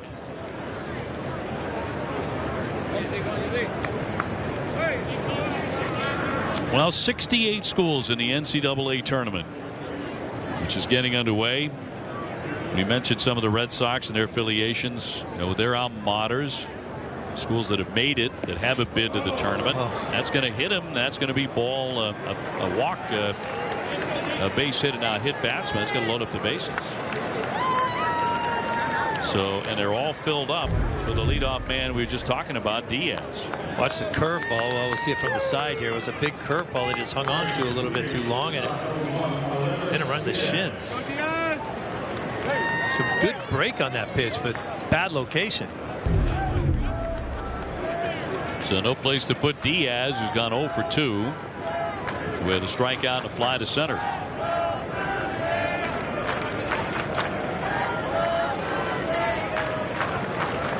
And again, he's going to be their opening day shortstop for Toronto.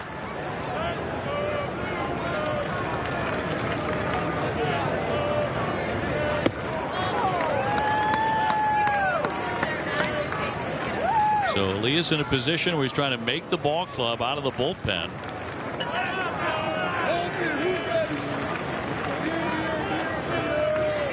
But just now, trying to keep Toronto off the scoreboard.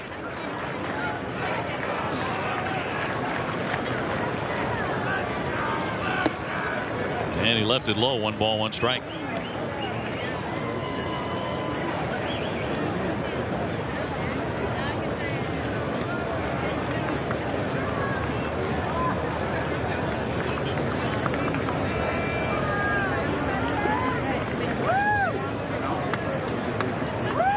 All loaded up with 1 down and a 1-1 from the lefty. Serve toward third base. Devers will scoop it up. Fair ball. He'll go to first, and not in time. The run is in. Orania will score, and Toronto is on the board. Hit very gently right inside that line. Fair ball ruled by Tim Timmons. Really tough play for Devers, too. He's not so sure this was a fair ball, but he has to charge the ball, so he doesn't have the opportunity to just step on third base. It's easily a fair ball, but he was already past third when he caught it because he had to take the opportunity to throw someone out at first base, and he wasn't able to do that either. So they're reloaded for Kevin Pillar, who's popped up and flied out 0 for 2, 6-1 now. Pillar last year, 256 for the Blue Jays with 16 home runs and 37 doubles, which was a career high for Pillar.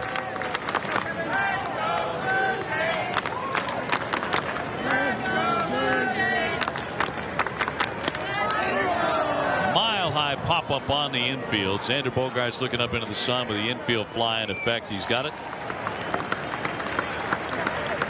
Now number 2. That'll bring up the veteran Pierce. Pillar's hit a few balls straight up in the air today, hasn't he? Yeah, 3 times.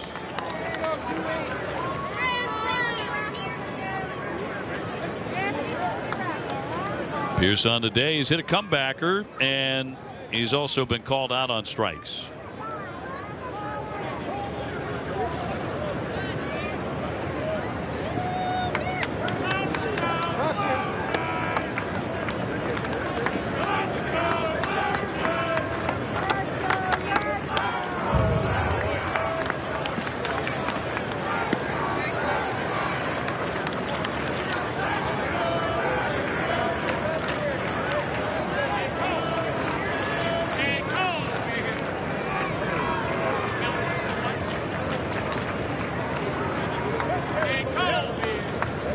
Pierce came into this one swinging a good bat, hitting .400 in the Grapefruit League. And here's the 0-1. So Elias trying to fan him and walk away with only 1 run having been scored in this inning. If you're just joining us, David Price made his Grapefruit League debut today. He was on from the get-go. In fact, struck out the first man he faced. He went 4 strong innings, 5 Ks, 1 hit, no runs.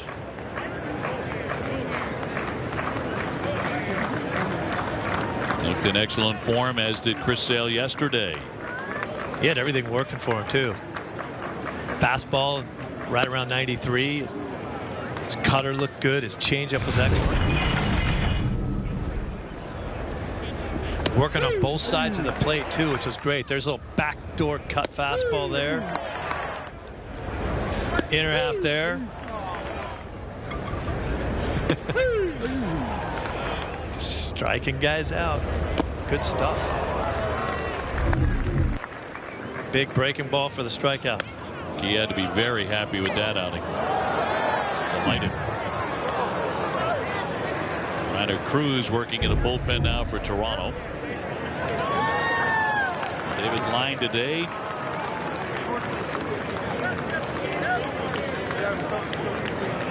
Again, opening day just 2 weeks away. And the 2 biggest guns in the Red Sox rotation, Sale and Price, going back-to-back here in Florida. Both looked razor sharp. Here comes the 1-2 to Pierce. And the breaking ball will miss. 2-2, 2 out, bases are loaded.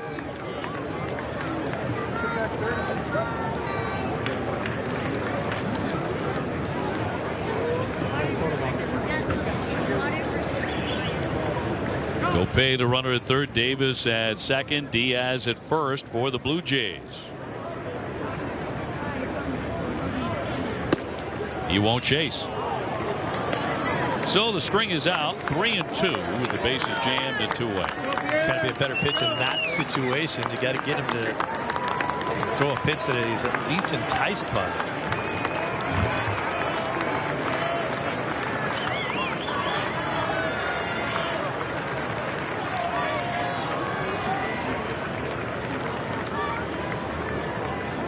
Elias working with Christian Vasquez behind the plate. 3-2 again. Runners go, and he walks him.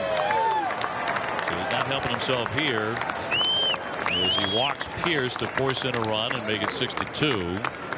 So in the inning, 2 walks, a hit batsman, and 2 hits.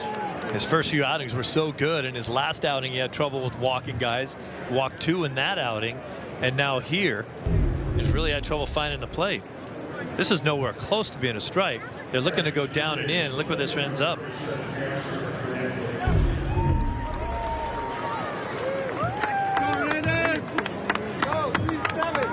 Cleanup man today for the Blue Jays is Teoscar Hernandez. He has an infield single and he has struck out. 2 down. They are reloaded. Wide well left center field. That one's sailing way back there, and that is going to be off the wall. A long fly by Hernandez, who's had a very hot spring. He now has 10 runs batted in, and the Blue Jays making noises like they're coming all the way back in this one. Now this is almost to be expected when you see a guy walk a guy that delivers a run. You know he's got to try to get ahead of the next hitter, so you're thinking he's going to come in with a fastball first pitch. Sure he did, and he just jumped all over it. That's a situation that you want to hit in. Guy walks in a run in front of you. You know he's in trouble. I want to be swinging the bat. And Alex is going to go get him here. So Elias, who had been sailing along this spring, it's a rough spot in the road here in the 5th inning. And now a 6-4 game at JetBlue. We'll be back with more in just a moment.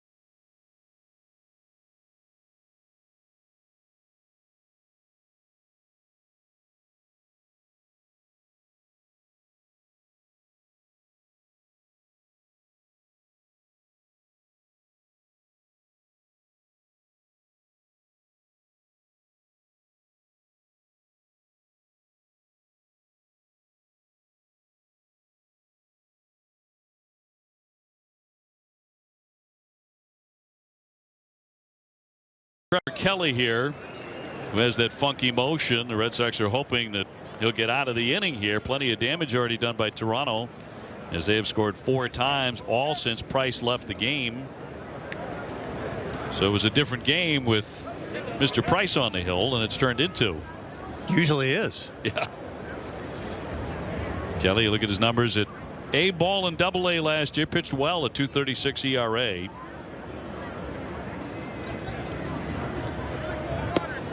Leblebijian will bat for the 3rd time. He's walked and flied out.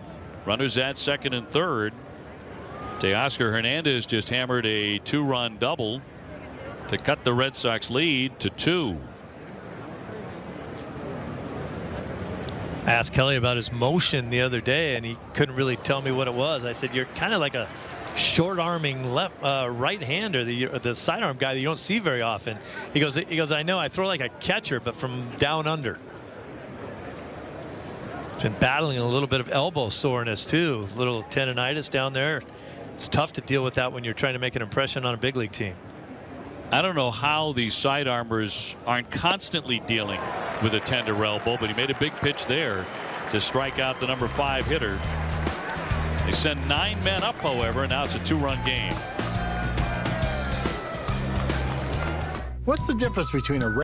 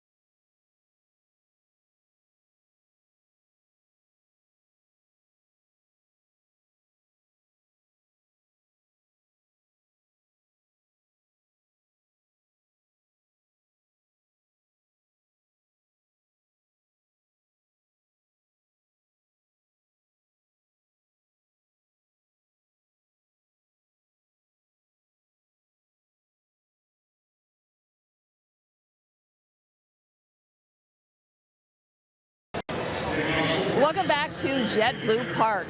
Drew Pomerantz continues to make progress. He threw an up and down bullpen today, and depending on how he recovers, he could throw live BP on Sunday. And Alex Cora said that Eduardo Rodriguez continues to push really hard. He threw 3 innings of live BP today, and afterward he said that he feels ready to pitch in a game. Now, pitching coach Dana Levangie said that he is very enthusiastic with where he's at, and for right now the plan is for him to pitch in a minor league game on March 20th. And the plan was also for Craig Kimbrell to pitch live BP in Boston today. And OB Steve, I am really excited to report this. His infant daughter Lydia is doing much better. Well, that's the best news of all, and has put so much in perspective for all of us following that story. And the Kimbrells have gone through so much, not to mention little Lydia obviously continues to battle that heart issue, and our thoughts and prayers are with the Kimbrell family. And great to know that Craig is doing some work in Boston, throwing to some live hitters, getting ready for spring training. The Red Sox are not remotely concerned about him. In the past, he hasn't thrown many innings in the spring anyway. Yeah, Alex Cora said he's basically right on schedule. He's been able to throw enough up there. He's throwing to, I don't know if anyone's swinging the bat while he's throwing, but there are people in there tracking pitches, and he's getting his work done. All in a difficult situation, to say the least. So great to hear that Lydia is heading in the right direction and fighting all the way. Well, no question. His teammates were out here wearing Lydia Strong t-shirts the other day, which was a wonderful moment during batting practice. Every single one of them. And thinking about Craig and Lydia, everything that they have gone through. JD Martinez has gone 1 for 2 today with an RBI double.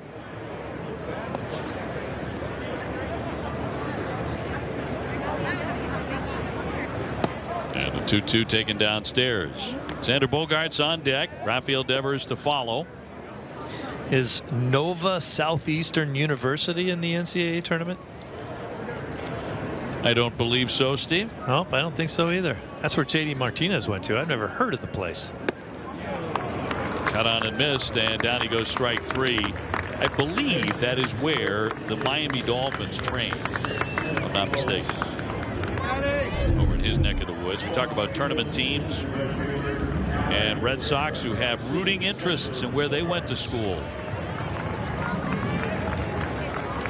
Among them, Bobby Pointer went to Florida. He's a West Palm Beach kid who's really pitched well this spring.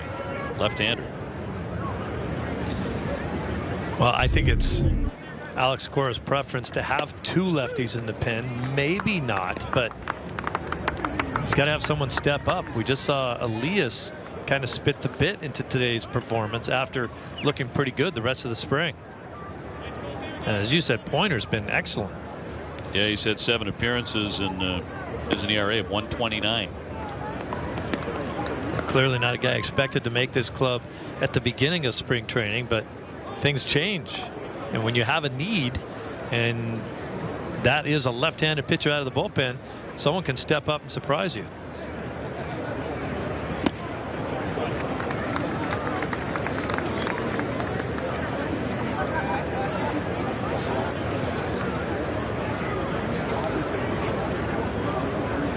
Well, a couple of changes here for Toronto. That is field and right. And Tim Lopes taking over at second. Xander today has driven in a run with a sacrifice fly.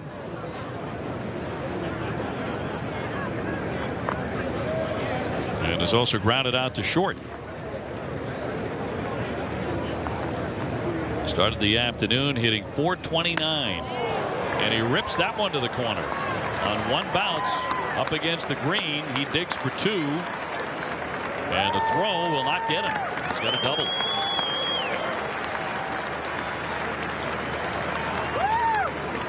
We'll see how he looks in this at bat. We've talked so much about his at bats and trying to stay upright out over the ball. Look at that. That is perfect. There's no bend at the waist. Oh, A lot of hits with that swing right there. Sox today with 5 doubles and a home run. Devers to climb in. He has an RBI single. 1 for 2. Sox get Joe Kelly warming up. Back-to-back Kellys.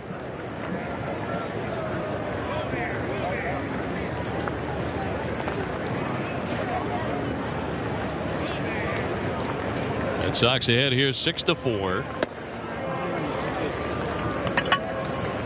Brock Holt on deck looking for his first at bat today. Since coming on for Eduardo Nunez, who got the start at second.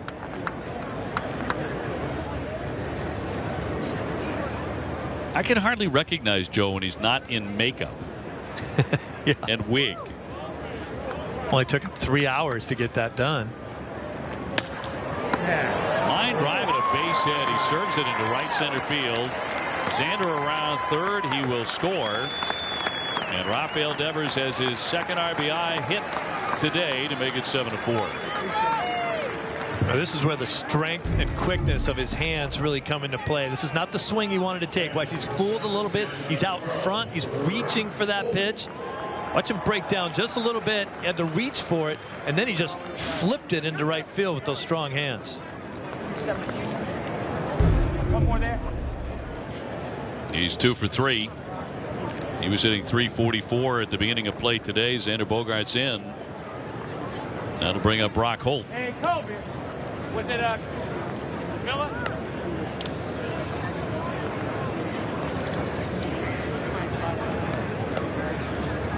Hey, Kobe.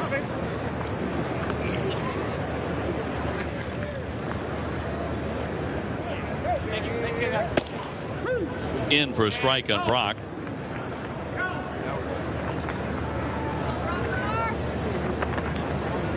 Brock hitting .294. In the Grapefruit League, he's 5 out of 17.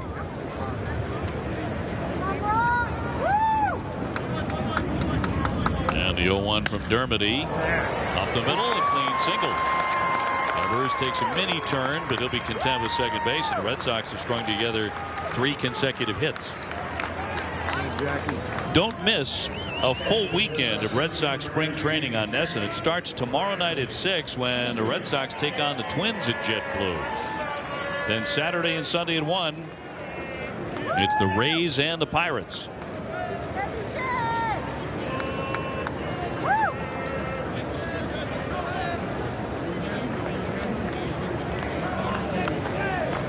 Jackie has reached on an error by Pilar, of all people, the center fielder.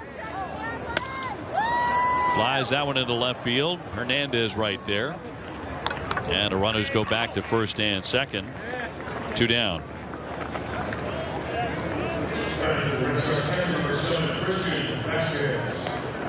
And it looks like Toronto's going to make another move before Vasquez can dig in. Christian already with a home run today.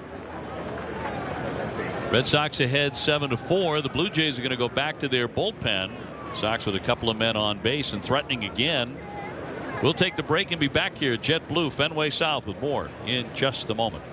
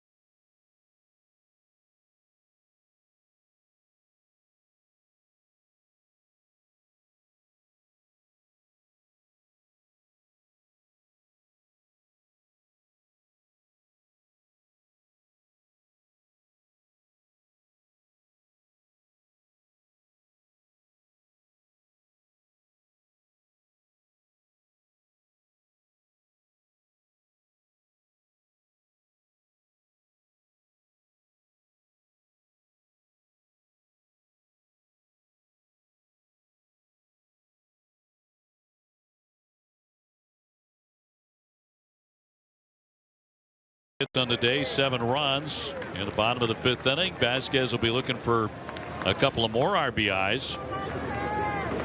They'll bring on the right-hander Cruz out of the bullpen.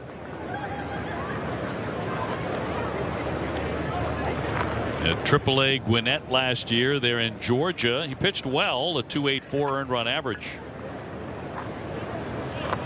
He inherits 2 runners. Vasquez with a 2-run homer in the 2nd inning, and no doubter down the left field line. He's also fly to center.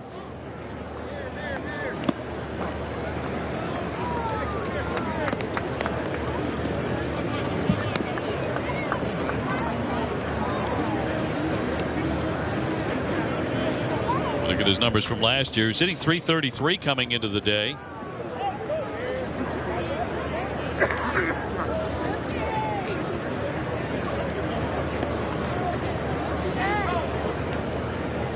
And a 1-0 from Cruz.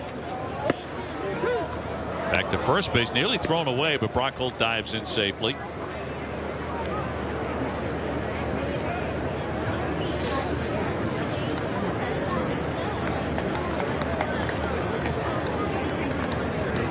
Red Sox will open up the regular season 14 days from today against the Tampa Bay Rays on March 29. And there are 21 days between now and the home opener on April 5. I don't know how many more snowstorms we're going to get between now and April 5th. At least one more. There may be another one on the way. And isn't that where it ought to end, right there? Or how about this one that we just got through? That would have been enough. I say we because I was back home watching the snowfall too. I got home for a couple of days. I know you thought I was nuts. Yes, I did. It's going to be in tight on Vasquez. But spring is on the way. Trust us on that. Regular season not far away at all. And thank goodness. Red Sox opening up indoors at Tropicana and then on to Miami. Good count for Christian, the 3-1. He chops that one toward third base, softly hit to let it roll foul. I came this close to taking a picture out my front door of the blinding snow on Tuesday and sending it to you. I came this close. But you didn't want to actually step out on the porch in order to do it? Did not want to go out there. That was the problem. Yeah, no question. You were warm and toasty inside. Why go out there? Had the fire going, you know. Nice. Watching the guys plow my driveway. They did a really good job. Those guys are working overtime, aren't they? Oh, man. I mean, they're the only people that actually like it. They're just racking up, you know, those guys with the little plow on the front of their trucks are like, I got another new account. Someone else needs me to do it. 3-2 runners take off. To Hopper to third. And how about that play by Devers to get up and over it? That is out number 3. Red Sox had another run, now leading it 7-4 here at JetBlue.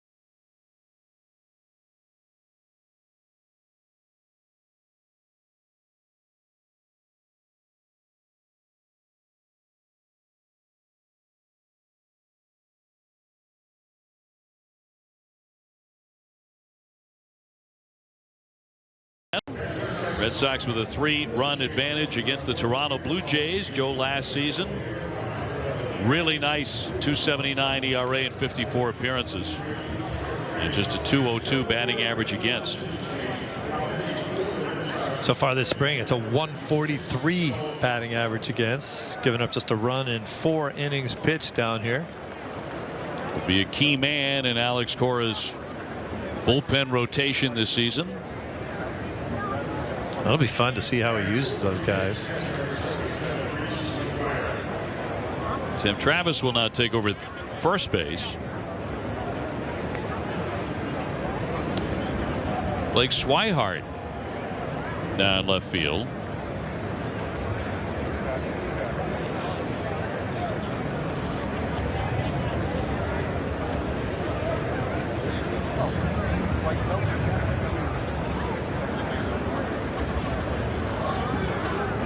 And McGuire to lead off.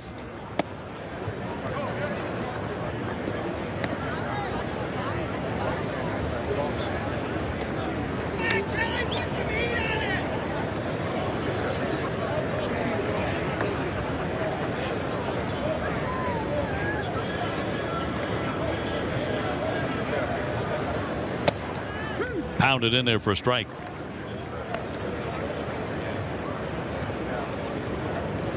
De La Guerra now at third base, and Marrero at short.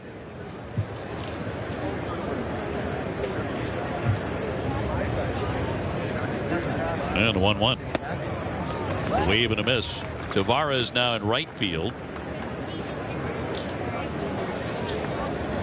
So the Red Sox have changed. Actually, that's Zue Lin.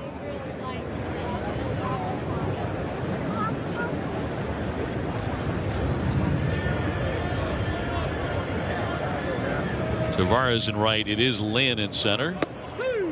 So every position has changed. That one is in there for strike 3, with the exception of catcher for the Red Sox. As Kelly picks up the K. Well, this is what Joe Kelly kind of does these days. Comes in and blows guys away. Fastball outer half. Not a whole lot of fun to try to hit.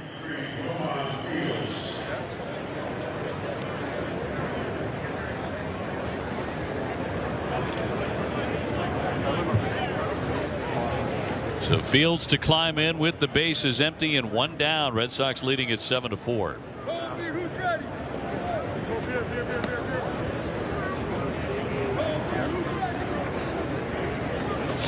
Red Sox have sold out each of their last 115 Grapefruit League games, including every one here at JetBlue since it opened in 2012. Red Sox in their 7th spring training year here at JetBlue.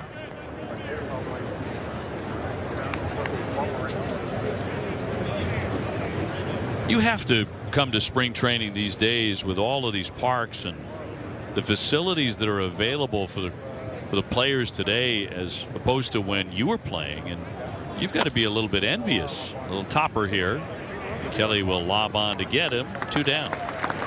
Well, not only the spring training facilities, but the big league facilities. I can remember when I played in Yankee Stadium, the grass was nasty. It was like uneven and long and crabgrass. You'd play in Anaheim, and after they drug the field, if you stepped on it really hard, it would just crackle and break. Like there was a topsoil of like a quarter of inch of stuff that would just go away, and then you try to field a ground ball in the 2nd inning off of that stuff, and you were in trouble. Everything's beautiful now.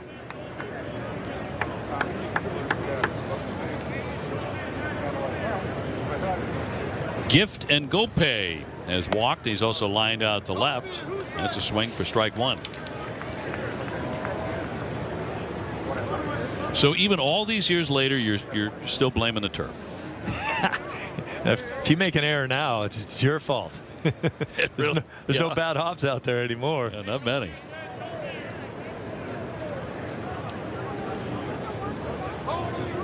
Yeah, you don't hear many complaints anymore. Used to be that, you know, if you saw a couple of bad hops, you know, the next game you'd ask the infielder about it, and it, you know, around the batting cage and say, hey, this is off the record.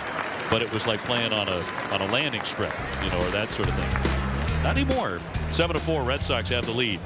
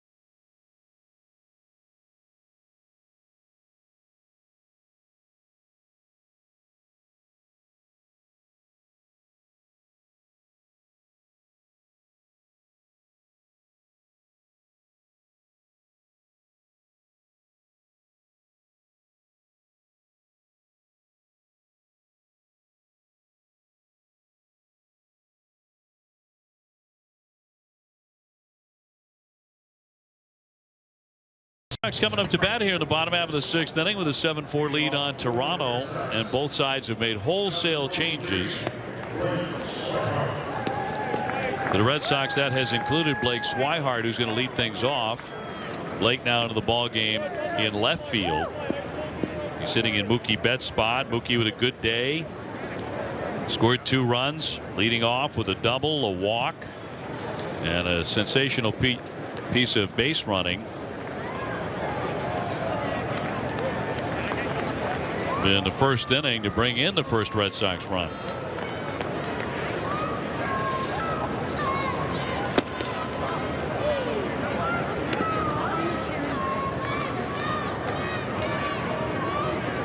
Emilio Guerrero now in the game at first for Toronto, and a 1-0. Well, Blake's been a big story here in camp, hitting .361, 2 homers. He leads the ball club with 9 RBIs. He leads the majors with 7 doubles.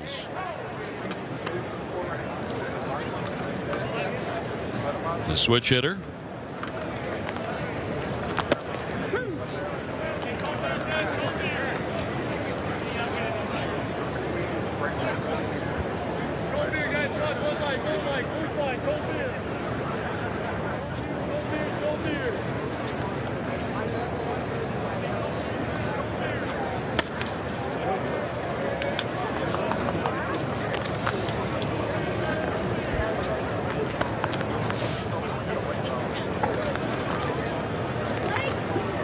Andrew Galati taking over at third.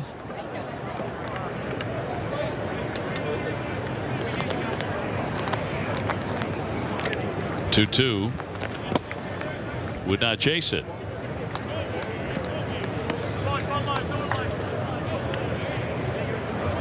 Red Sox scoring in the first inning, got 2 more in the second on the home run by Vasquez, 2 more in the third. Another run in the fourth, another run in the fifth. And a 3-2. Slap to left field. Hernandez on the move on the sinking liner. Makes a nice sliding stab of that one to rob Swihart of a base hit.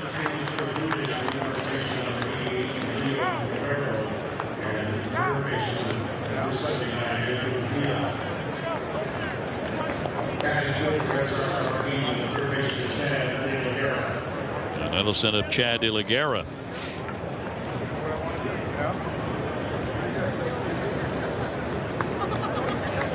His first at bat today at Salem last year. It's a ball. Hit .294 with 5 homers. Zue Lin on deck.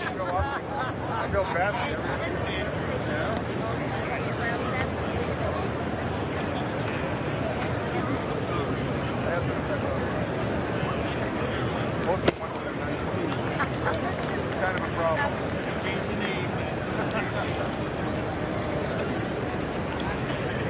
Well, that won't show up in the box score either. There's Swihart's liner into down the line in left field. Nice play made out there. Could have had another hit, maybe another double. Yeah, it looked like it was about to fall in. But Hernandez actually closed on it very nicely and robbed him.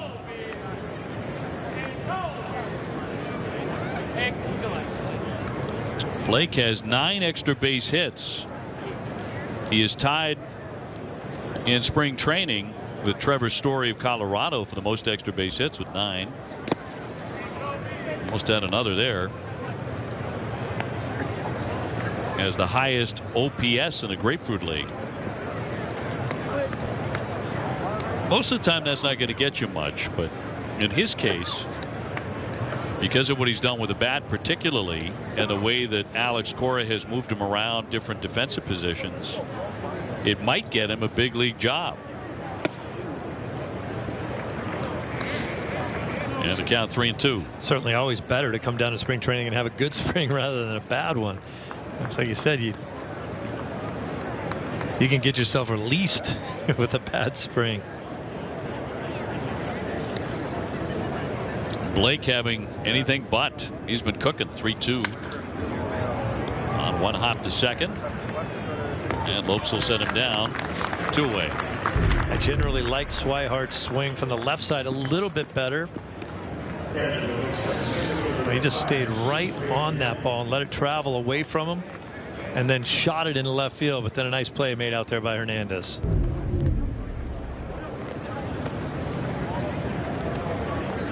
Two gone for Zhu Wei Lin, batting for the first time in this one.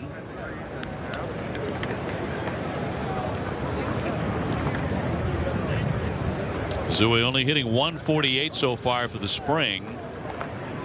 You know, the Grapefruit League games began. Alex Cora mentioned Zhu Wei Lin as one of the more impressive guys he had seen, at least in the initial stages of the games.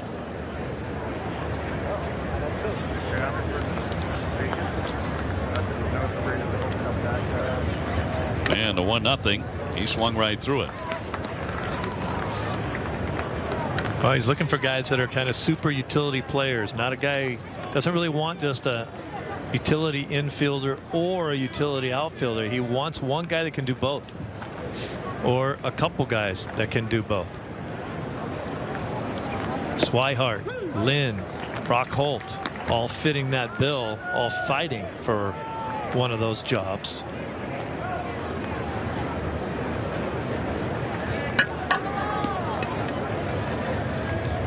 Lynn has been almost exclusively an infielder. He's playing in center field today, has played in the outfield quite often so far this spring, and Blake Swihart in left field today.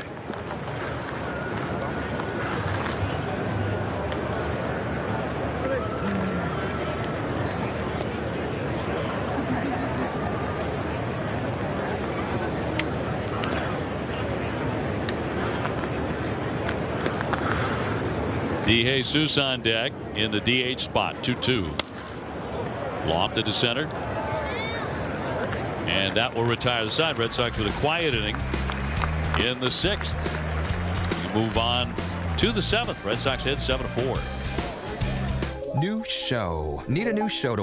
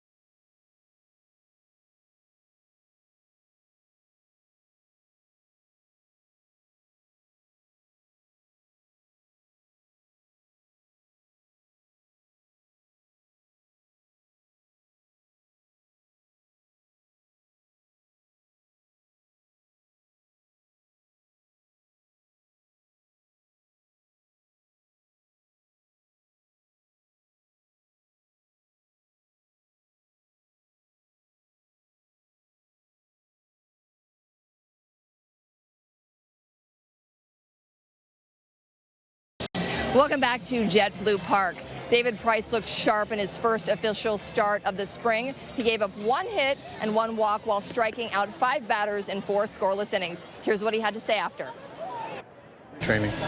Feels good. You know, this is March 15th, and I've never been able to throw 4 pitches. You know, have a 4-pitch mix. You know, on March 15th. You know, I've never been, you know, this far along in spring training, even though I've only thrown in 1 game. So I'm excited about that. Is that a tribute?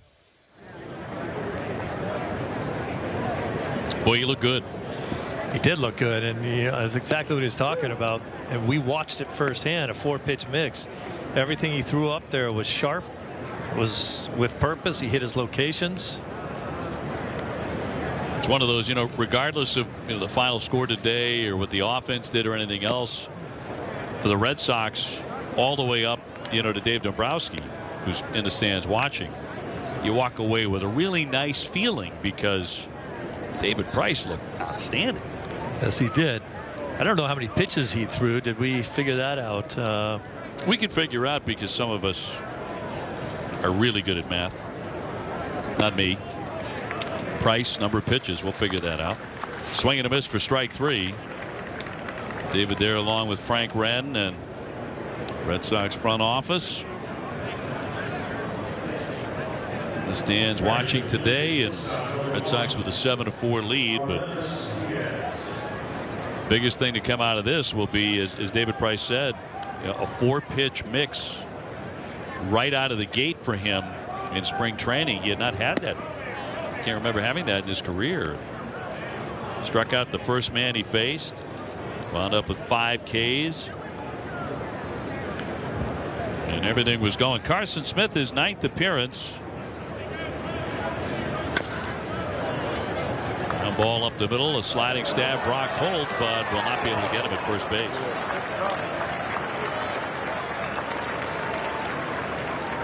So it'll be a base hit. Smith is going to be huge this year out of the Red Sox bullpen. Yeah, he is. What a great effort there by Brock Holt. Remember, we talked about being able to get up as quick as you possibly can in order to make a throw. Brock Holt showed that ability. He just had to run way too far to actually make the play to get it out there. But yeah, you're right about Carson Smith, and that I'm excited to see that mix out there. Carson Smith, Joe Kelly in front of Kimbrel. When you got Thornburg back, he's already said that he felt great when he's been able to throw. He's pain-free and was not ruling himself out of the opening day bullpen rotation. Need to get into some live action, no question about that. A couple of weeks left in order to do that. But you have some dominating arms in the back half of that rotation down there in the pen. The best way to win ball games, as Tony La Russa likes to say, start fast, finish strong. You finish strong by making the baseball game about 6 or 7 innings long, or it's impossible to beat your guys that come in the 7th, 8th, and 9th inning.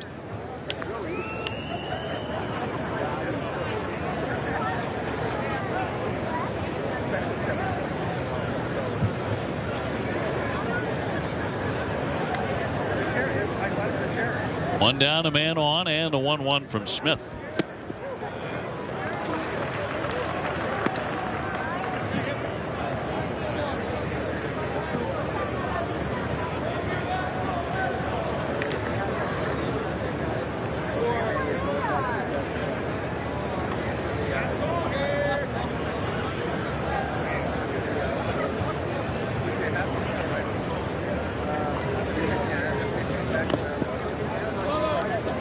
A good stop there by Butler to keep Godino, the runner, at first base. We're in the 7th, 7-4 Red Sox.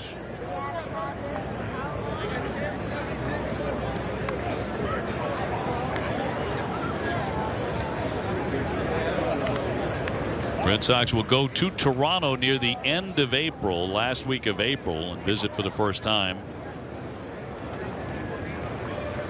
Starting on the 24th of April.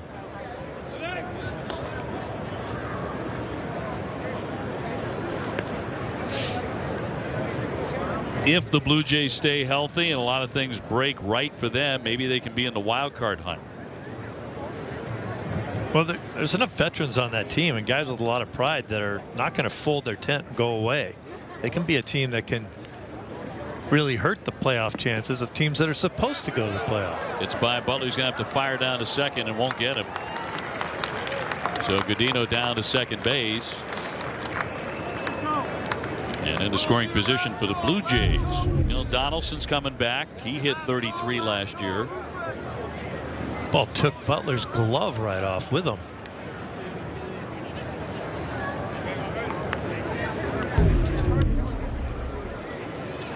Yeah, they picked up a couple guys, Granderson and Gerchek. It looks like they're going to platoon Granderson, Curtis Granderson in left field. 3-2, and he got him. This is nasty. You can't hit this pitch. Pilar's had a rough day. That's a long trip for him to make to pop the ball up 3 times. Watch this pitch. Unhittable. The way it comes out, you think it's probably going to be middle in. It ends up off the plate. It's not even a strike. Pilar's looking back there funny at it. I think when this kid is healthy, you get a lot of looks like that. Oh, goodness.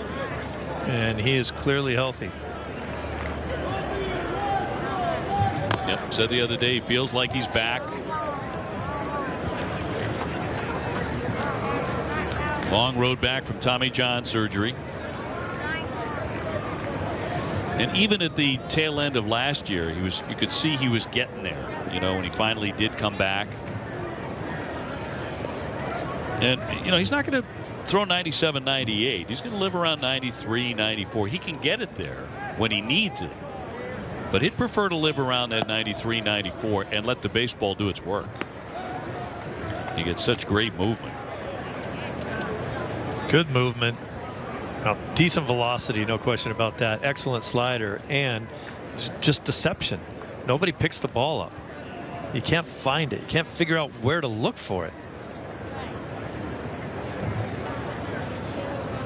I remember seeing Carson the day that he left Fenway Park to begin his rehab assignment last season, and actually saw him right on Yawkey Way, and he had his bag packed. He was grabbing his car, and he looked like a kid on Christmas morning, that he was finally getting to go do what he loves to do. You know, face live hitters in a competitive situation, and did make it back to the big leagues in time to help the Red Sox. Going to be a big help this year.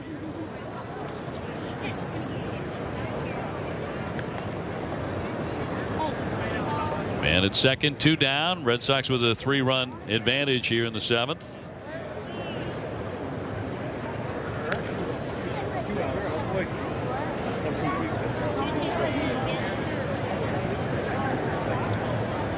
Pierce today, the DH has gone 0 for 2, and he's walked with the bases loaded.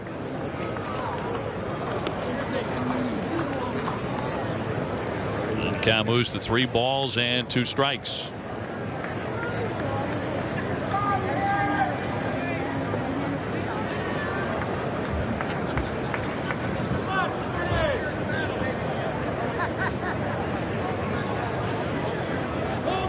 Let's go. 3-2.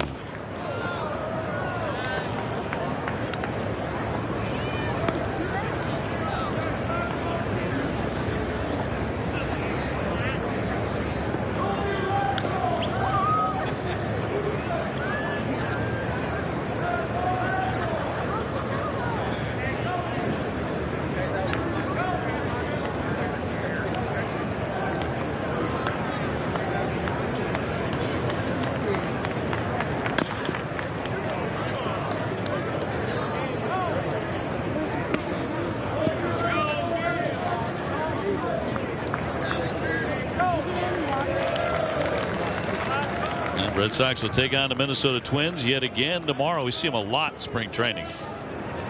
It's actually an evening game at 6 o'clock. You get the night off. The night off, and you're still working, so you're cheating. Who's cheating? Would it be me or you? There's a drive. He hopped on that one deep to left field. Sailing back and off the screen. Run is in to score. And Pierce will slide into second base with a double. That'll make it 7-5. A pretty good at bat by Pierce, hanging in there, fouling off some tough pitches. Finally getting one that he could handle a little bit.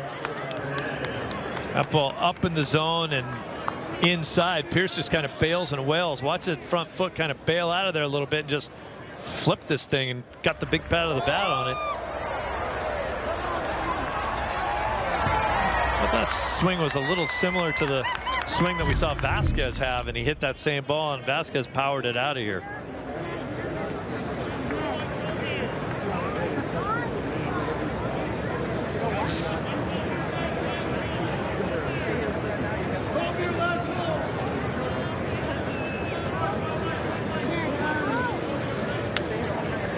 So Dana Levangie out there for a visit. Man at second base. 7-5 the score.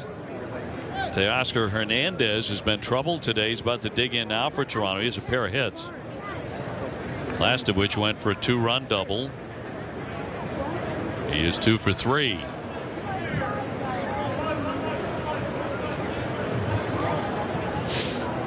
And it looks like they're going to run for the veteran Pierce.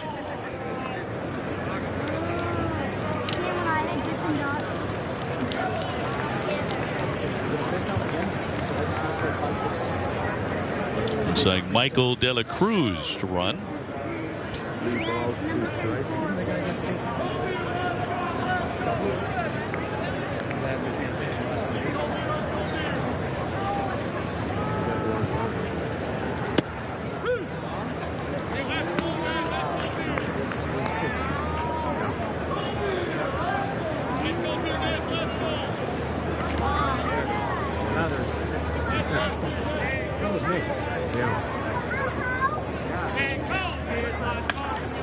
And one flick foul and out of play by Hernandez.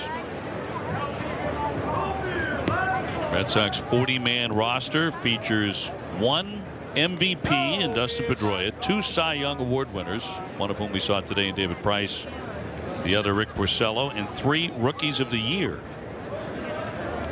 Andy Ramirez, Dustin Pedroia, and Craig Kimbrell all won that honor. Only one guy on the 40-man roster that wasn't here last year. JD Martinez. Saw JD today as he started and played about half of the ball game as the designated hitter. He had a double and an RBI, and that'll be strike 3. Down goes Hernandez to retire the side. 7-5 Red Sox in the 7th.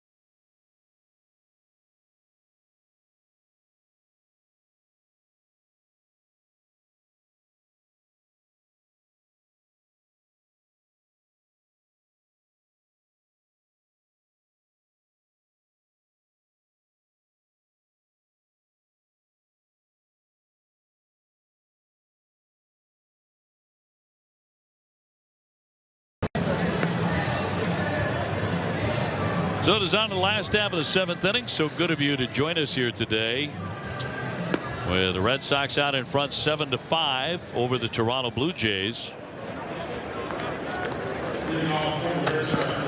Number of changes here for Toronto. Chad Giroda is the left-hander to take over on the mound, and Cantwell is their new catcher. They also have changes in left and center. Guadino now the shortstop. There's Cantwell behind the plate.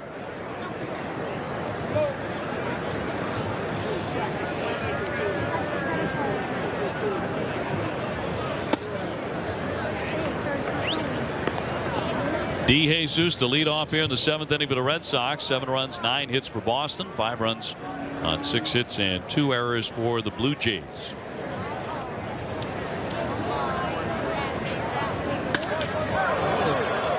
Pretty well hit off toward the triangle, but shy of the warning track for out number 1.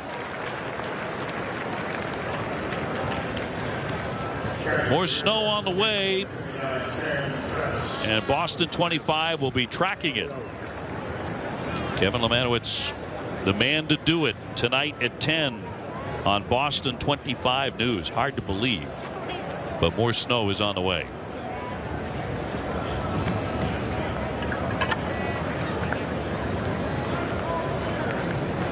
There's Travis hitting for the first time, and he'll look at a strike.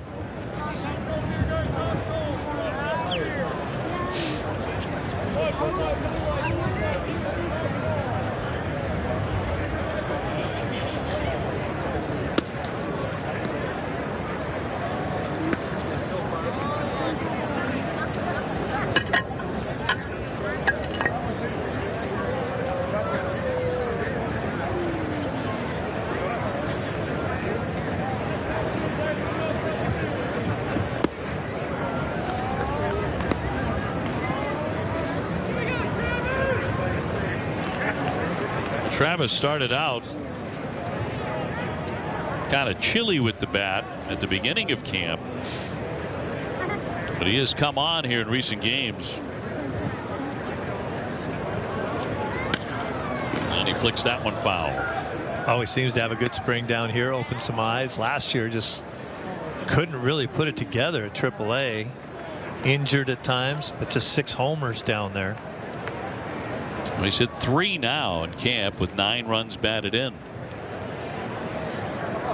That's amazing. He hit 3 home runs in spring training and just 6 for the entire season at Pawtucket, which is a great ballpark to hit balls out of the park. As we mentioned, he was injured off and on, in and out of the lineup. Hitting in Xander Bogaerts' spot. Xander had an RBI today and a double, and scored a run, and that'll be ball 4. So Sam is on, and Marrero will be next.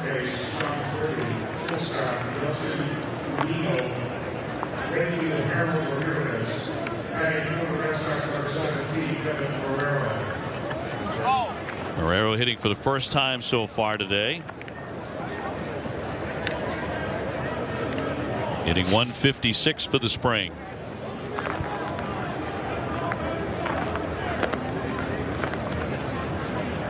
Red Sox did some scoring early today. Got a run in the first inning on an RBI double from Andrew Benintendi. Wound up with a couple of RBIs and 2 doubles. He chased in Mookie Betts. Sox got 2 more in the second, 2 more in the third. Single runs in the 4th and 5th. Roped into left field, a solid base hit from Marrero. That spot in the order, that 6 hole, has been very productive today. Red Sox have 3 hits, 2 RBIs, but Devers had a good day with the bat today. Good to see Marrero get a nice swing on a ball here. He's had a tough spring offensively. He always catches the ball. Nice solid base hit to left field with a good swing. Alex Cora tried to throw a little curveball at us today, though.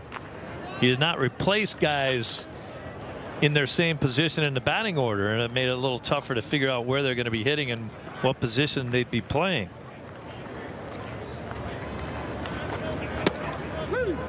Usually if you put a player in for the third baseman, he goes in to play third base and hits in his spot in the order. Makes it a lot tougher if they start messing around with you. the regular season, we can anticipate that'll be the case.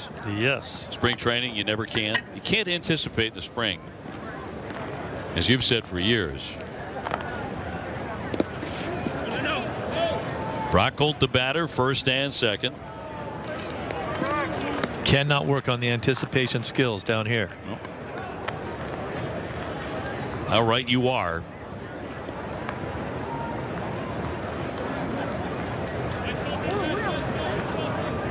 Sox down to double figures in hits with 10. Travis at second, Marrero at first, and the 1-1.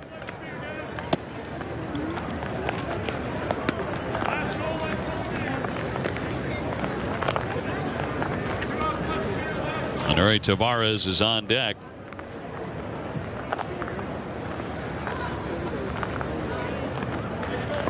And the 2-1. He'll take inside.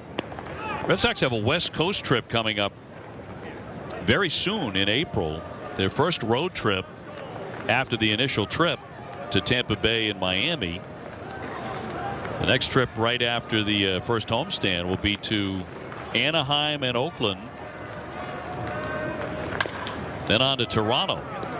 Up the middle to try and turn two, throw on to first base, and in time for the twin killing. And that retires the side. No runs in this inning for the Red Sox. 7-5 Boston. For over 50 years, Firestone Financial has financed the business dreams of our customers. We value the strong relationships we build and take pride in helping our clients achieve success. Our SBA program and equipment financing options are here for you to build or expand your ideal location. So whether you're replacing equipment, updating your space, or expanding your business, you can rest easy knowing Firestone Financial has your back. Firestone Financial, financing your exciting moments. Today we run to raise awareness about the help that is out there for our veterans. Today we run for the soldiers deployed in harm's way. Today we run for the Gold Star families.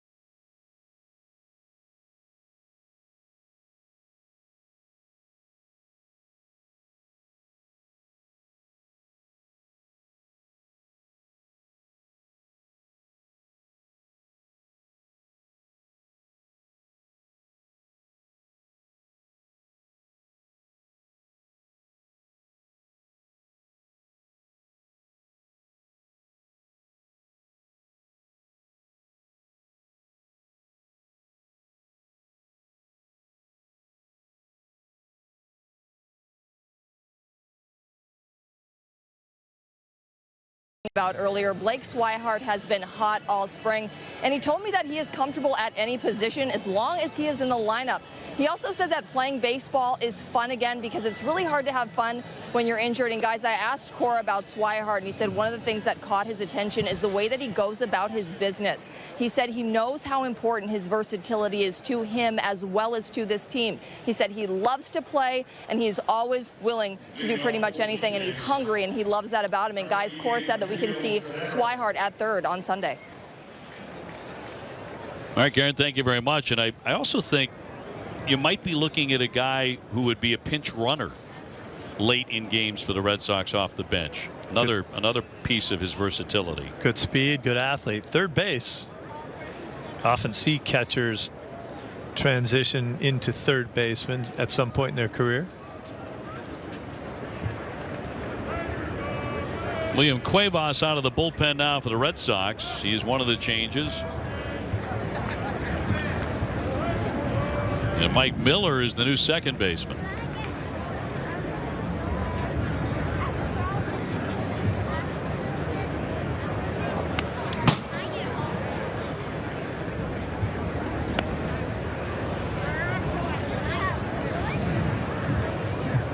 Cuevas at AAA last year, 24 appearances. 4-11, a 4.85 earned run average. Starting to see some of these guys in the game with the big numbers. Number 88 Guerrero hitting now. 88 Emilio Guerrero, and there's Miller at second. I was talking to Devers earlier today, and he's got a nice number 11. Asked him what number would he wear if he had his choice, and he said 13 is his favorite number. Hanley Ramirez. Yes. Sky high pop up on the infield. De La Guerra will make the play. De La Guerra is going to say, where are you? That's your ball, Marrero. Why do I got to come over here and catch that ball? It's right in front of you. High sky today. So difficult to see exactly where the ball is going to come down. And he's got to go all the way over there. And we've seen the ball blow around the infield today too a little bit, even though there's very little wind out there. And people sometimes don't understand what a high sky is. When there are no clouds in the sky, there's no depth perception for you to see where the ball is going to come down. You know it is going to come down in a certain area, but it's just really tough to gauge within about a 10-foot radius right where it's going to come down.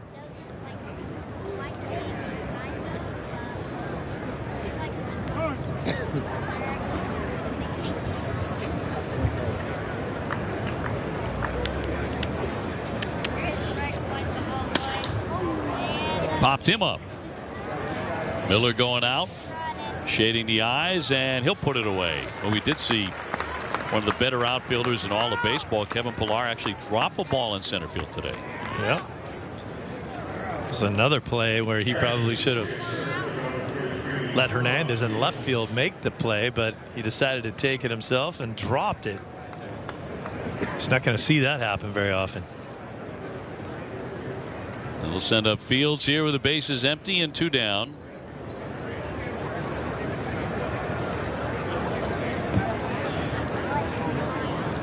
Another shift. That's strange, isn't it? Alex Cora says he's a big fan of the shift. They will shift more this year than the Red Sox team did last year.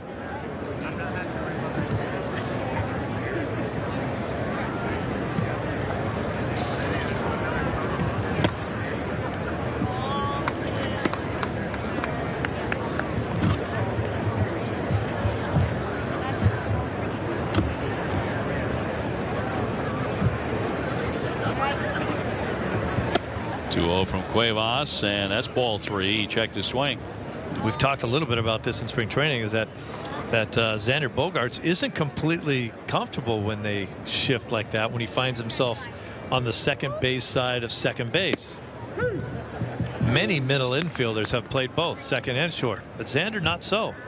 And a shortstop his whole life, his whole career, he's not comfortable making plays with his back to first base, as many second basemen have to do, especially if they're covering the bag on a double play ball. Weak swing there by Fields, and the count goes to 3-2. So Sanders spent a lot of time obviously working offensively to straighten out his swing, but also a lot of things down here defensively in positions that he hasn't been in before. In there for strike 3. Cuevas came back from 3-0 to get him. They go 1-2-3. Live spring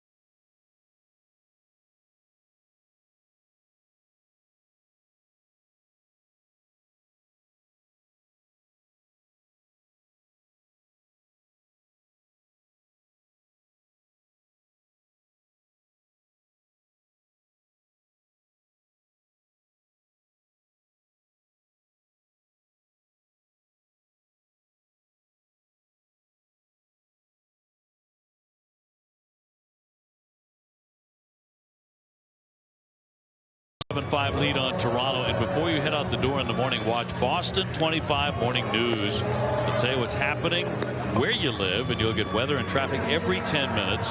Everything you need to start your day off right here on Boston 25 Morning News, 4 to 10 a.m. Sox up by a couple of runs here, and we'll bring up Tavares, Butler, and Blake Swihart scheduled to hit. And up against Deck McGuire. Last year with Cincinnati. Appeared in a handful of games, 13 2/3 total innings. He's a strikeout guy.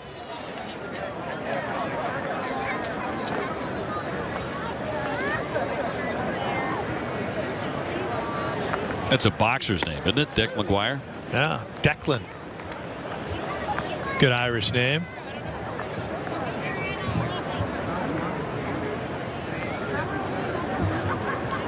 Well, you said he likes to punch people out. 0-2 on Tavares.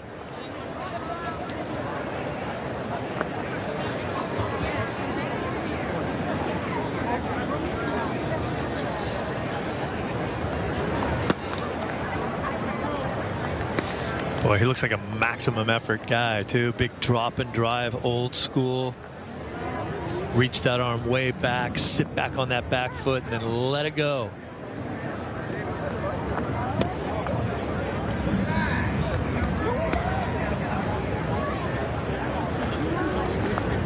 My old partner with the Mets, Tom Seaver, used to epitomize that when he was a pitcher. That drop and drive style. With the dirty knee. The dirty knee, a cut and a miss, and down goes Tavares. So you strike out, one gone. Let's go to Garrett. Well, guys, we get to meet a lot of very passionate Red Sox fans. So last fall, I met the Park family while at Fenway. And last week, the youngest Park, Boston Fenway Park, celebrated his first birthday. And of course, it was a Red Sox themed party. So happy birthday, Boston. That's the actual birth certificate there. Yes, it is. Happy birthday indeed. That one smacked into right field, but Ramirez back there to make the catch. So his name is Boston Fenway Park. And just adorable. It's a great looking family. Indeed. That's a ball player. That is a future ball player. Maybe in diapers, but a future ball player. You know, you got to start somewhere. Get him a bat. See if he can hack. That's all Blake Swihart has been doing down here in Florida so far this spring. He's 0 for 1 today with a line drive to left field. His outs have been noisy too. Nobody aboard, 2 down.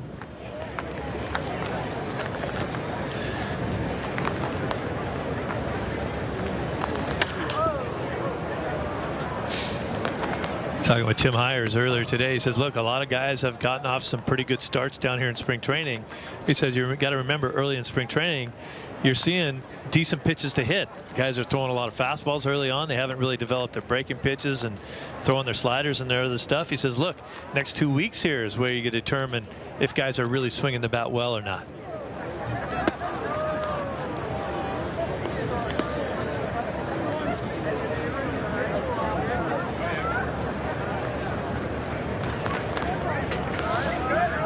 Even David Price said he hasn't had a 4-pitch mix that well that early in spring.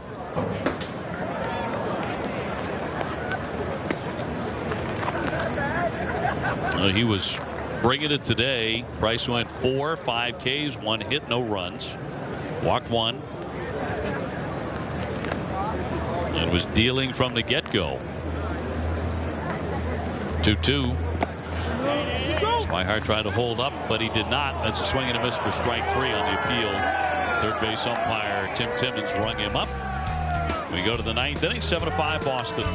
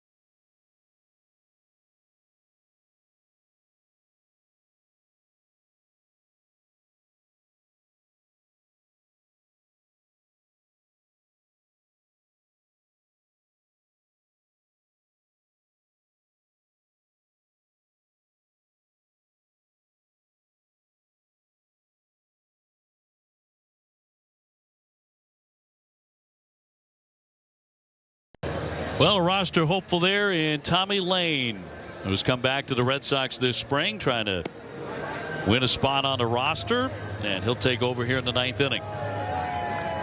He's a non-roster invitee. He was one of the guys that signed out of that free agent camp down in South Florida. You see the numbers last year in the minor leagues for him.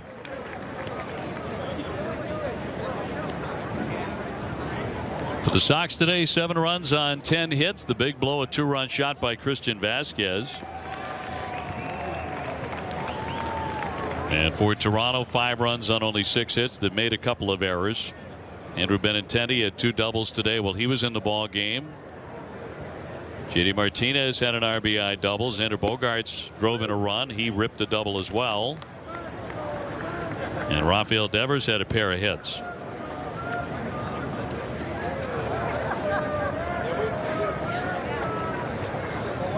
Gillotte playing at 3 different levels last year and pops this one up into left field. Breaks Swihart, and Swihart there to make the play. 1 man gone in the 9th. Blake moving around different positions, as Garen said. Third base tomorrow. Left field here today. Obviously he's caught. He's played first. Played some first base. Versatility keep you in the game.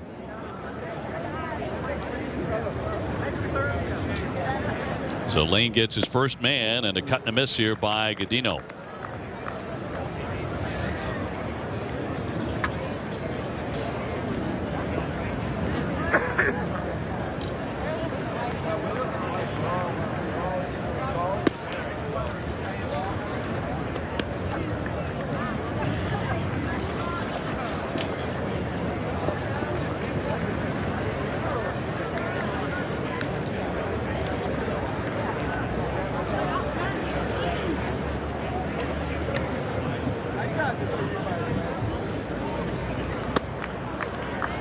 In Lane's 3 appearances here in spring training so far, hasn't given up anything. It's an odd situation for him, coming back to an organization that knows him, but a coaching staff that doesn't.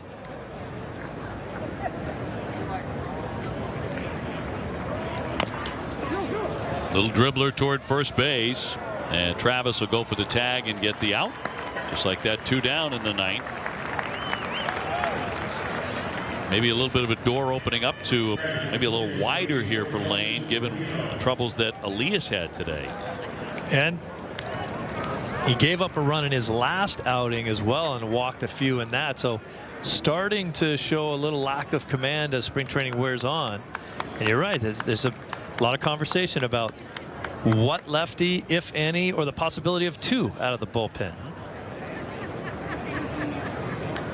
All decisions still to be made by Alex Cora and the staff. That one floated down the right field line, and that's going to drop in to the warning track. Takes a sideways bounce. Tavares has to dig it, and down to second base.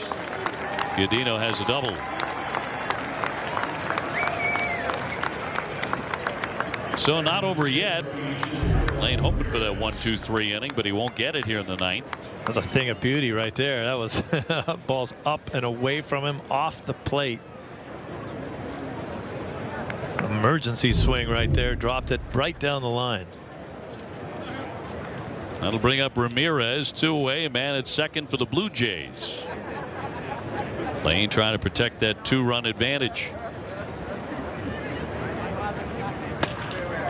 Rope but foul. If you're Ramirez, you're just so happy that the guy in front of you got on base. This game could have ended with him standing on deck. You make the 2.5-hour ride up here.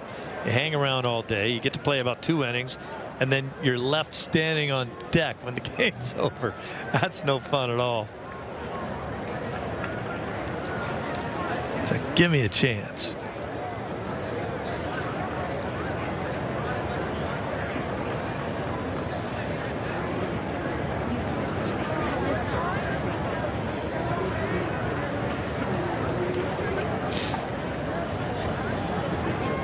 Oh, to Ramirez, and a fly ball. He put a charge into that one. Tavares racing back and tracks it down to retire the side and end the ball game. Red Sox win this one 7-5 today. in just about 3 hours and knock off the Toronto Blue Jays. For Steve Lyons and Garrett Austin, I'm Dave O'Brien. Thanks so much for joining us here from Spring Training 2018.